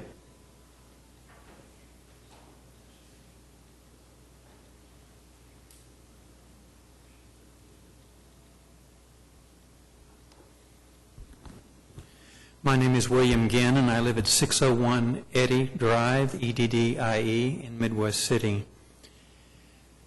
I was one of the fortunate people in the metro area because I can take the number 15 bus, is near my home in Midwest City, go to the downtown transit center, and then catch the number 7 quickly and easily to get up to Shepherd Mall where I work. I'm one of the fortunate ones. I can leave at a reasonable time, about 7:15 in the morning, and by 8 o'clock in the morning I can be walking into my office in Shepherd Mall. This is not the case with many, many people who live in Oklahoma City or live in other areas of the metropolitan area. I hear the case all the time of people say, I would love to ride the bus. I would be a choice rider if I could get to work on time, but it might take me an hour and a half, or it might take me 2 hours to get to work, whereas I can get in my car and I can be there in 30 minutes. So that is a big issue for people. If we're going to have more people to ride the bus, we need to have buses, better frequency, and better connections in buses in order that it makes it possible for people to choose to ride the bus if they wish to do that. I am also the vice chair of the Alliance for Public Transportation, and the APT has been mentioned earlier today. I know that since I have been a member of that organization, one of the major tenets and one of the major platforms that we have stood for is a dedicated source of funds to run the bus system. And we believe that that is a very important issue in order to improve our bus ridership, the numbers that we have, and better coverage of the city. I have some handouts that I have that I would like to give you, something about the APT and some of the things that we stand for. We basically are very encouraged by Sunday service that this is being brought up by Metro Transit. We are also encouraged with better frequency in some routes, and also the Northwest Highway. And I'd like to hand this out. There's one. Yeah, when you're done, just hand it to Pat. Are you through, William? Okay. I want to say one thing. I think that for public transportation, we need to think about not just Oklahoma City, but the whole metropolitan area. Like I mentioned, I live in Midwest City, and there are a lot of outlying cities. There needs to be coordination with all the cities in order to look at transportation for our entire region. Thank you. And I think we agree with that last comment as well. Thank you all for coming down here and showing us interest in the budgetary process. City Manager, thank you and your staff. Any other comments from council before we adjourn? I would just also thank everyone for coming down. I really enjoyed the comments. I especially appreciated trying to tie it in with health and wellness and poverty and how this is all related. Transit, it's just in a vacuum. It's all related. And the opportunities, I think we're closing one of the major deficiencies, which is Sunday service, and I'm glad to see that. A common theme also, it seems to be the dedicated source of funding. I don't know that the citizens of Oklahoma City realize that 1/8 of every cent of everything purchased in Oklahoma City goes to the zoo. The zoo has a dedicated source of funding, and that's great for the zoo, but I think it's probably past time to have something similar for transit. And if some of those numbers in the survey are accurate, then it may be time to really start pushing for that. The elephant in the room that was sort of danced around, and I just want to put out there, I think that the other deficiency is that, and David talked about this, people having to go on a hub and spoke, go into downtown and then back out. We have to move to a grid system that moves, and somebody else talked about western to eastern traffic. We have to move to a grid system, but that means you're not going to be able to service as wide the periphery. And so there seems to be consensus among that. I think that's the step that needs to be taken, but it's going to involve paying for those services that are serviced now that might not be able to be serviced. So whether we talk about that now and then implement it 5 years from now, give everybody notice, maybe not do it tomorrow, but give everybody notice, but that is, I think, ultimately where we're headed. There seems to be consensus, and I think that that's what needs to be done. Thanks. Thank you all. We're adjourned.